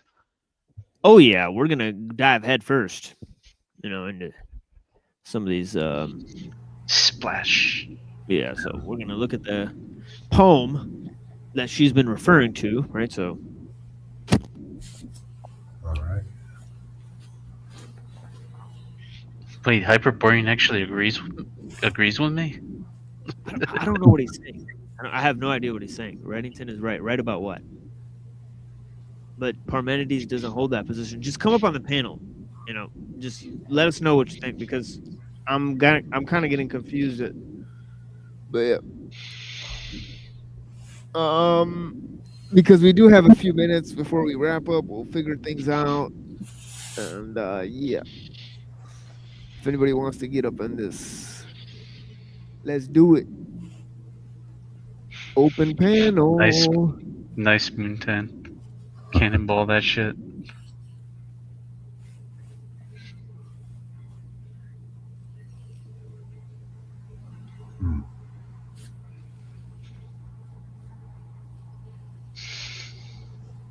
The old if you're going with train is leaving the station, peeps.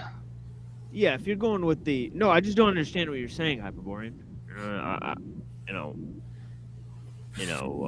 No, that's not frustrated. That's nowhere near frustrated. Yeah. Earlier we got frustrated, me and Twilight, and yeah, that was pretty funny. He's got people around, I guess. Can't come up. Yeah, so yeah, we went over the possibility that it's like some type of dualism, but I think that is closer to Plato and Aristotle and their interpretation of being, right? Because as you know, Zeno shows that becoming is false just by way of perception. So as she said, he uses perception to go in on itself. So so you can't have a dual way here. But yeah, that's just my little 2 cents there. But wouldn't perception exist in being as well as becoming? I mean, ideas exist in being, right? But perceptions are just mere exchanges between being and these ideas, right? I think, it's like a false exchange between thinking and being, right? Where Yeah, but if it happened, it exists, right? yeah, there's nothing that's there's nothing that doesn't exist. Yeah. For Parmenides. Right? Okay. So, yeah, if it happened, it exists. Yes. Okay. But it's happening is within a greater sense of being, right? So in a sense, there's nothing happening, right? Because there's no change.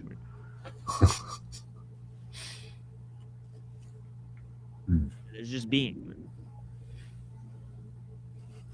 Okay.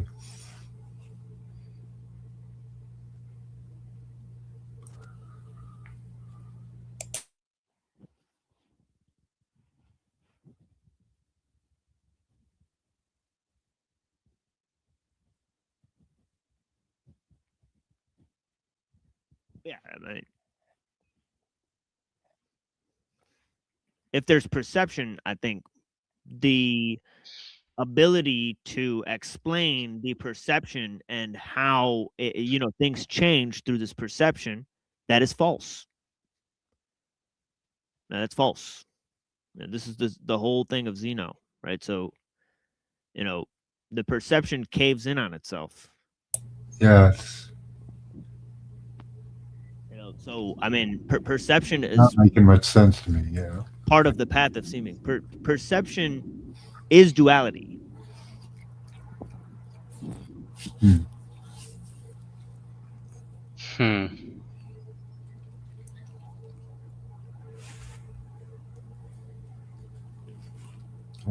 I've got to get going. Thanks for having me up. Yeah, blessings, guys. Been an interesting talk. Easy, Max. Have a good day. For sure. Yeah, we went all over the place. Blessings. Yeah. Bye-bye. Blessing. So what else, folks? You guys got anything else? Got anything else?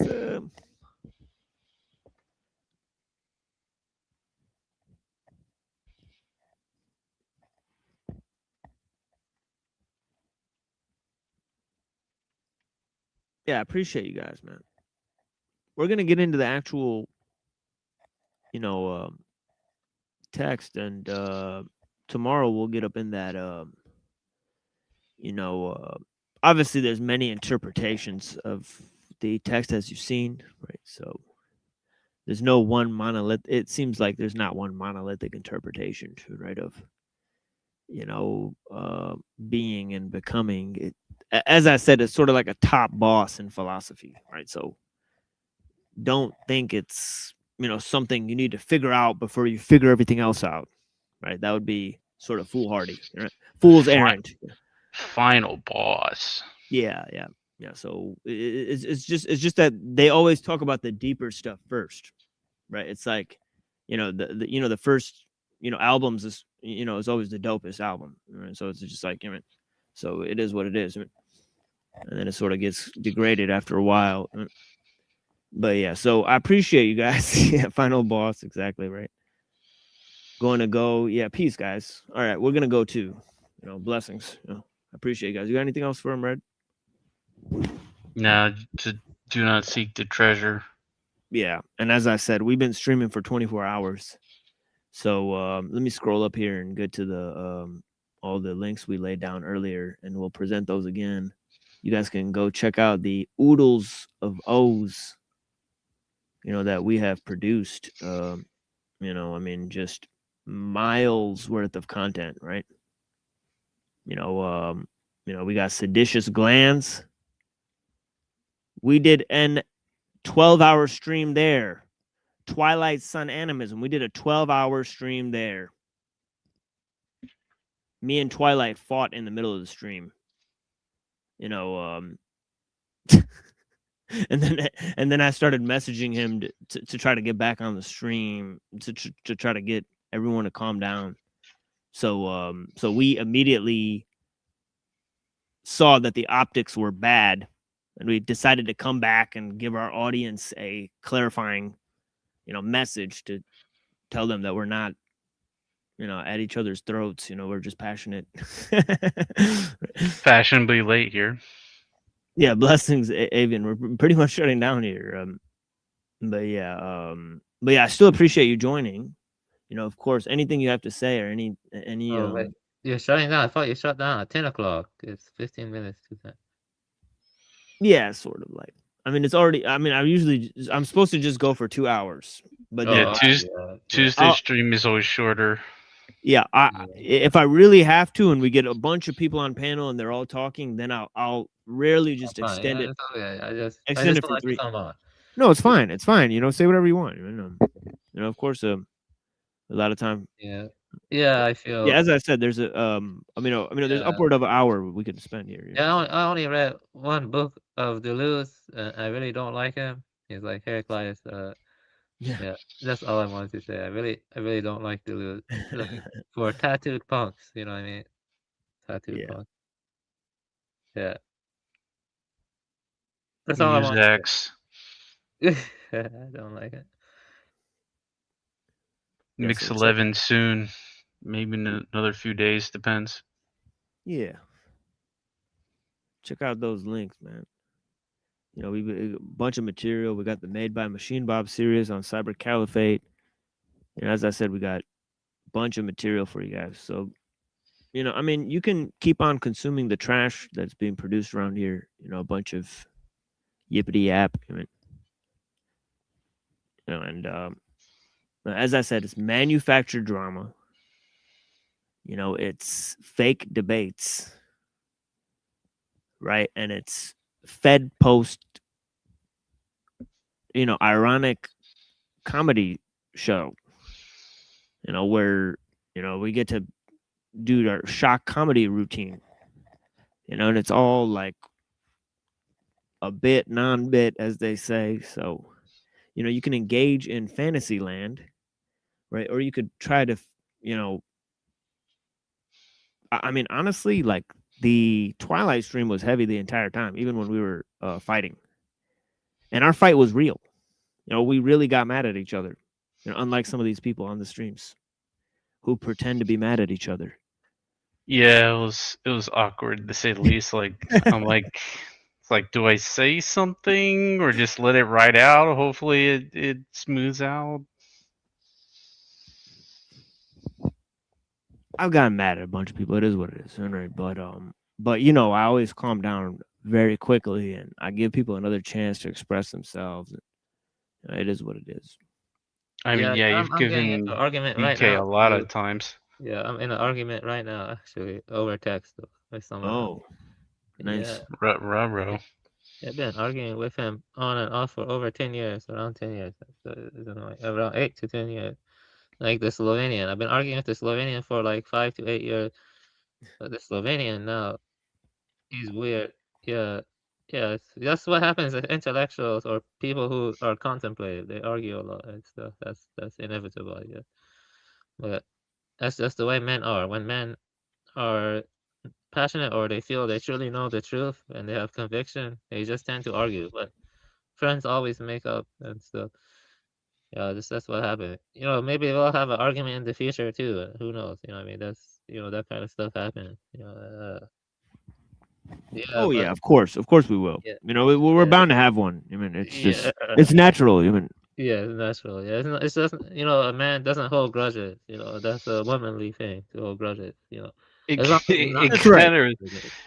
kind of reminds me, or it kind of makes me think. It's like, was there something in the astrology charts today that, like, well, if that's the case, from?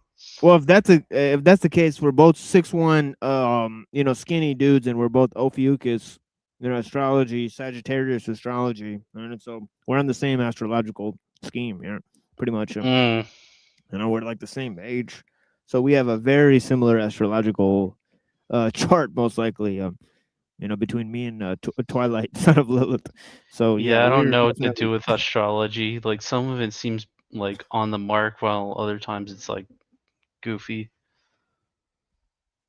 Yeah, people that only flatter you are not friends. Yeah, I appreciate you guys. All right. Yeah, that's the thing is I want smart people to hold my feet to the fire. And so because I want to refine my ideas and concepts. So, this is a long-term gain, right? Iron sharpens iron. Yeah, you have to be very invested and both sides have to understand the value, and this is the fact. Them techniques. Them old techniques. We need like Louis Armstrong.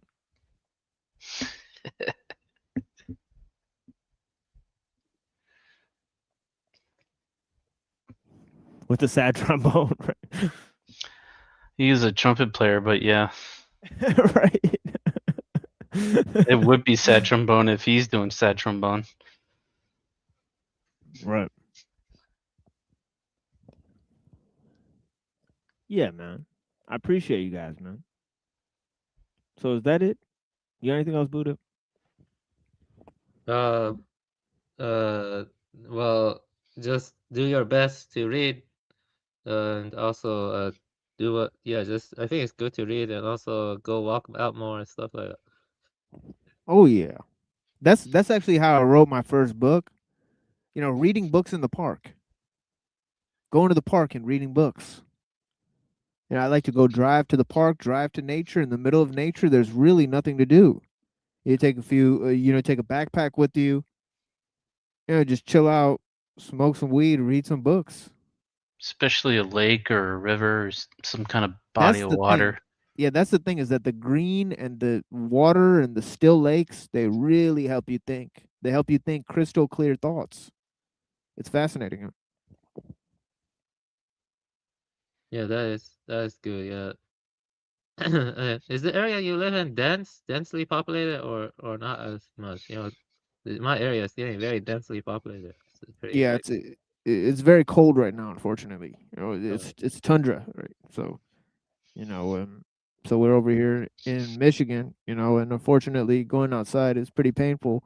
But even then, I sometimes, on Friday, I'll walk to the mosque, even if it's a blizzard, and that cold will really take something out of you that's necessary to be taken out of you.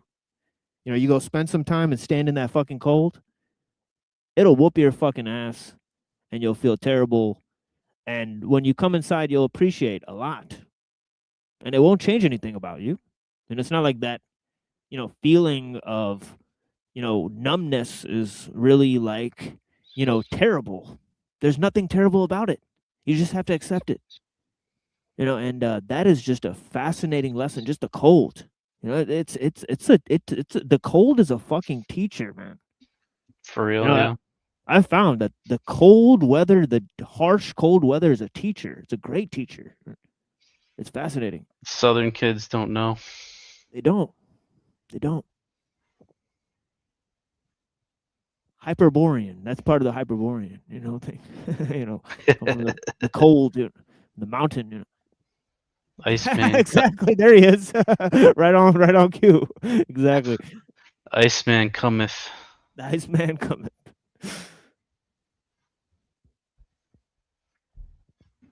The Yeti.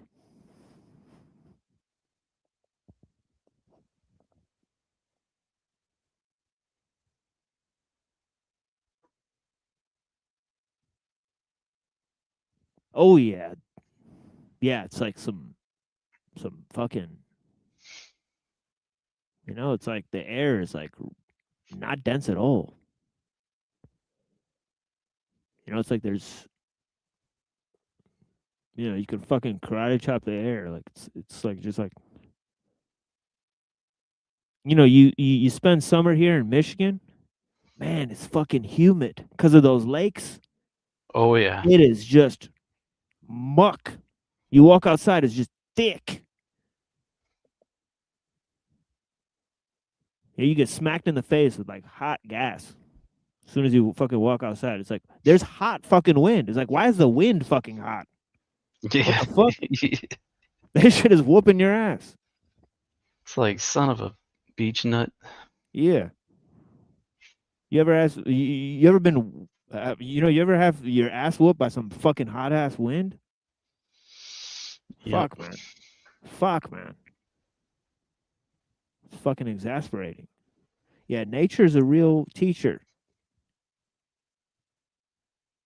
All right, I see people are logging off now. We got to log off too, guys. This drug dropped to 18. Blessings. I hope you have a good night. Yeah, blessings, guys. Peace, guys. Recheckable. Yeah, I see the numbers falling. But yeah, blessings to all the people. You know, we'll be back soon. You know. And yeah, man. Yeah, enjoy the music, guys. You know. And yeah, thank you for joining us here on the Machine Lies, where we talk about the lies of the machine on the machine that lies. And yeah, I hope you guys have clarity to see the lies. Obviously, a much longer show tomorrow. So tune in, folks. At 7:30 p.m. Eastern, we will lay out some of the main issues and problems as we see them, but we will be proceeding in a chronological fashion, right? To look at some of the ideas from the 1st century and also the thoughts of St. Augustine and extrapolate on some of those ideas and concepts as well. We'll review some things about Gnosticism, right? We'll present some ideas, right? We may touch on some of the ideas of Elul, right? But mainly we'll do a hard focus on that on Saturday's stream, right? So at the end of Saturday's stream, the conclusion of Saturday's stream will be a lot of views about technology. And of course, that is our main staple on this channel. We presented hundreds of hours of material on that problem, right? And there's many, many, many more avenues that we have yet to explore, but we are aware of. So hang tight, and we'll be bringing you lots more stuff as long as we're able to. If not, right, we will proceed to another venue, right? So please look out for the notifications. There'll be people in the Discord. You can communicate with them, right? There's the email, right? There's also there's some chance of reaching us on Twitter, although I'm not sure about that sort of medium as how reliable that is. But yeah, blessings. We'll talk to you guys soon.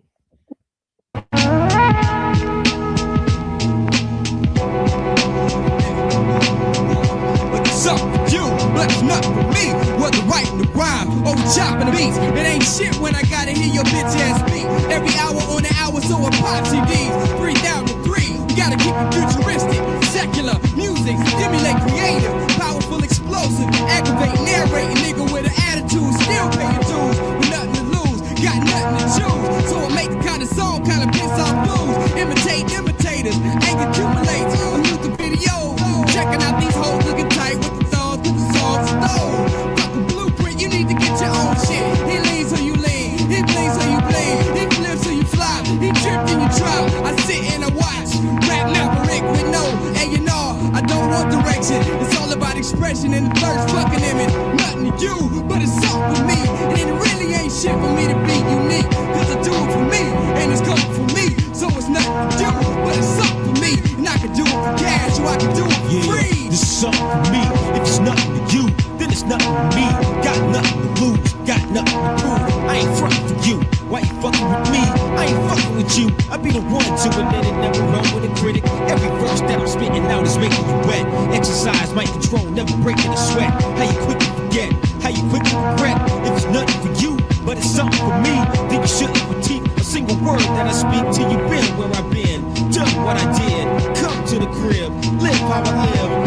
in my shoes, 13's hard to feel.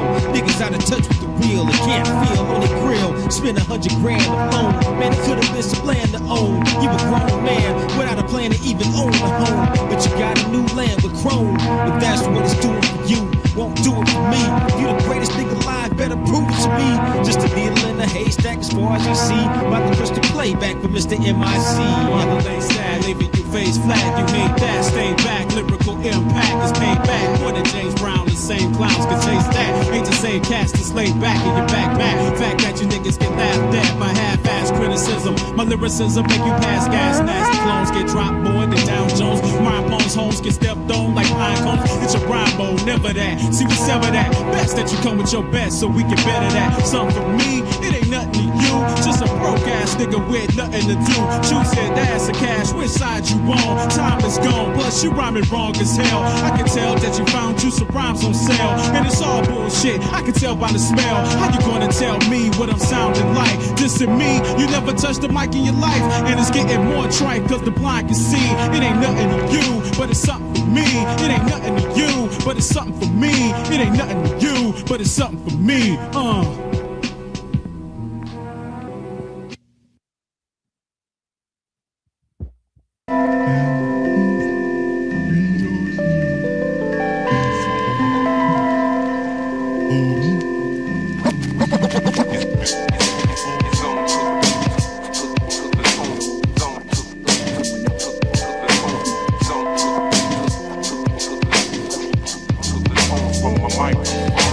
Dukes in my horizons pass the time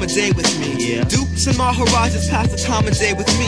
Dukes in my horizons pass the time of day with me. The earth's surface hot as blowhole, so watch the spout sport. I'm free due to the odds of firearms. I was a specimen of near perfection in a college professor's pod. Now I'm the only thing you should be fearing for the next landing or clearing. If only time will tell, then I'll tell time no secrets like he doesn't know. I throw Vega's bullets at Bailey's ball. There'll be bullets over Broadway for all if I fall. People in glass houses shouldn't throw stones. I agree. People who live in glass houses don't throw stones.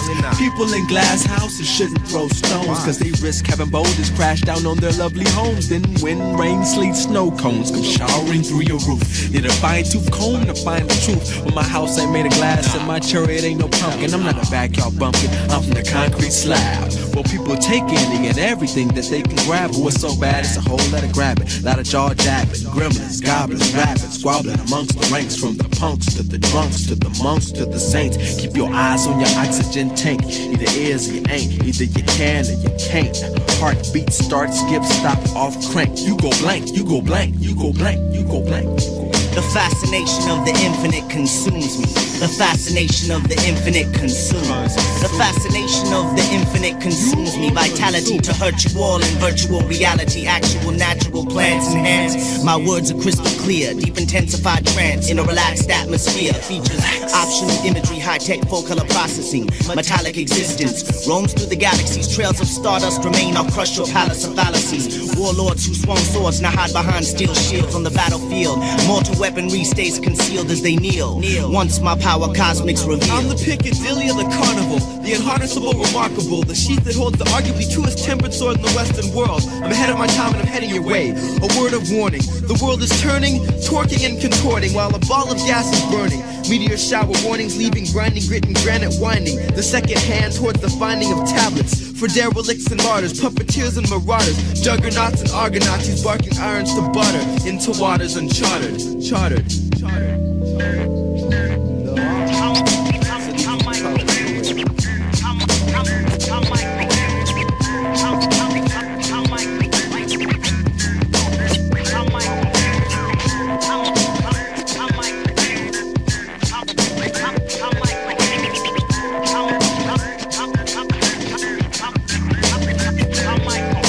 Now into the labyrinth of mad child's amusement. More intense than the shining, you're in a difficult course. Feel the pressure from all angles of Prev's centrifugal force. Unremorseful sorcery, firing flames more frequent. As strength the attacker and black magic clash in sequence. My activities are extracurricular, one particular. Immaculate, masculine, muscular, rap spectacular. Coercion casting curses in articulate verses. What do you do when there's no response to your distress signal? When your SOS is busy, is he dead or alive? Since I put my mind in overdrive, I've masterized this method of meshing and molding, shaping and holding on to this golden microphone. Alone in the wilderness, skilless yet fearless, I've experienced your experiences once already. Now once you're ready, I'll redream your dreamscape, landscape, skyscrape, skydive in the Swan Lake, chasing beat breaks. We can take a cakewalk through my program and talk megabytes, gigabytes, kilohertz, and electric inserts. I can povo with a lightning bolt over the wall of China and cruise by a cruise liner, trying to find a rhyme and apply decide to sink your Lusitania. There be pandemonium, mania, drowning in my aquarium, terranium.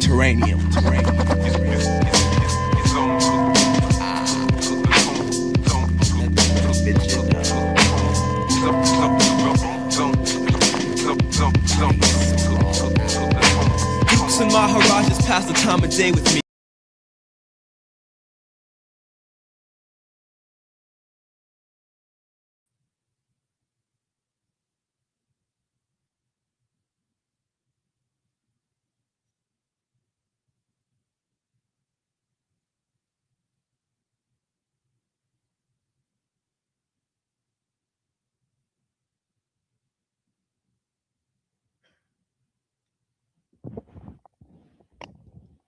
So, lost the video.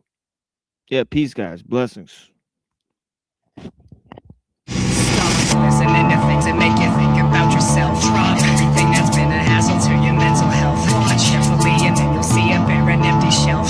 Carelessly you'll never see a parent calls for help.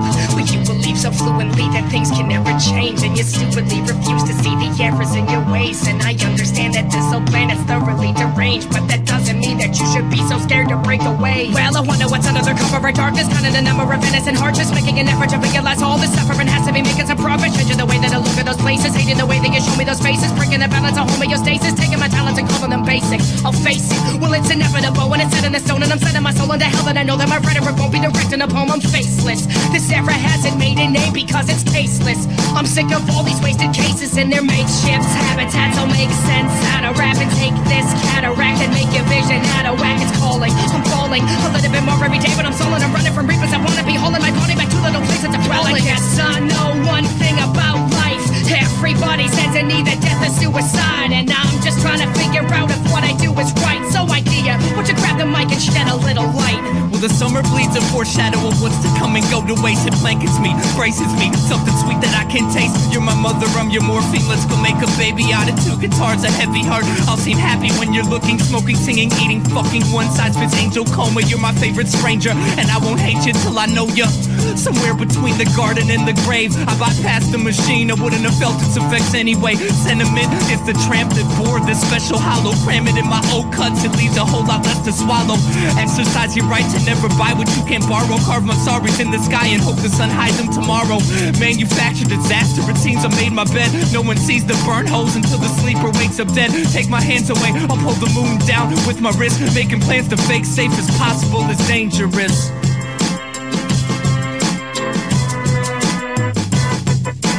Writer's block just might have stopped the song from being finished, cause my mind was stopped with rhymes I've dropped from previous conditions. So I listened to the words again, envisioned things I would have said, and crossed out many lines that didn't rhyme and left them all for dead. I was trapped inside my head and I couldn't get out my pen from my back pocket. Guess I lost it, so I wrote these words instead. If you would just shut up enough for me to get my point across, I'm sure this conflict could be solved without having substantial loss. And when I see the rain is coming overhead, I stay and function back inside my mind and try to find the ways to make assumptions. Taking something that's been written, mixing it down with high precision, making it sound all nice and vivid, and matching up with my direction and vision and eloquence. The decadence of medicine, the precedence of messages, the sentences, the evidence that I presented to win. The reason to fight, the weak is to breathe, the season the top as a tune when I dream, the secret to life, the reason to be. Yeah, that's all been shown to me. Well, every once in a blue moon, I read your mind. Heaven ended too soon, it stole my pride and left me blind. Exercised my morning shakes, pretended I was born this way, wearing my Academy Award-winning performance face, snake shedding skin.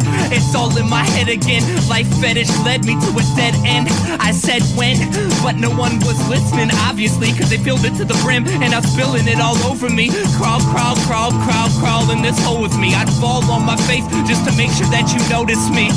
Your cold shoulders always so sobering, I'll be understood as long as I don't overthink. Walking on thin ice, talking in the form of song, singing in the key of life. I'll lose my voice before too long. Head came loose and they screwed it back together wrong. Fire behind my eyes, desire died all night long.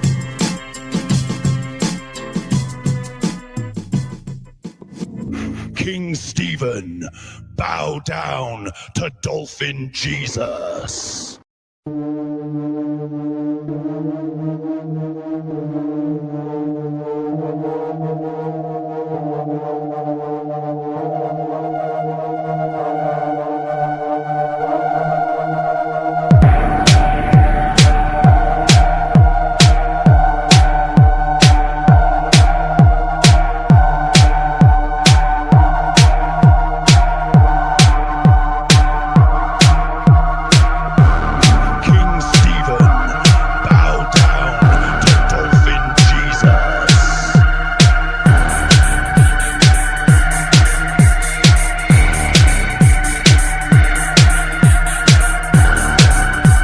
Wires going across. Oh shit! Oh shit! Fire!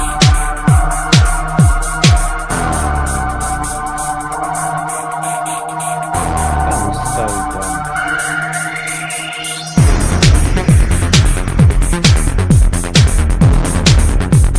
The thing is, I do wonder, like, should we all stop now? Because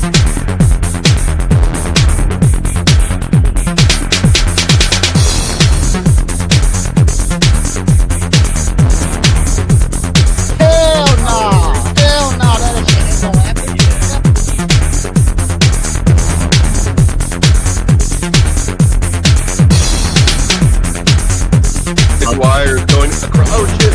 Oh shit! Fire!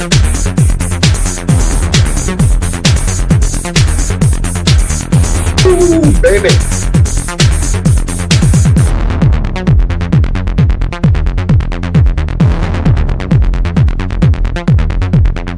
But can I finish my inquiry, please, before you move off of it? If you masturbate with a wooden dildo, and that's conceivably fine, but having sex with a tree which is alive is not, then the only threshold breaker there is that the wood is dead.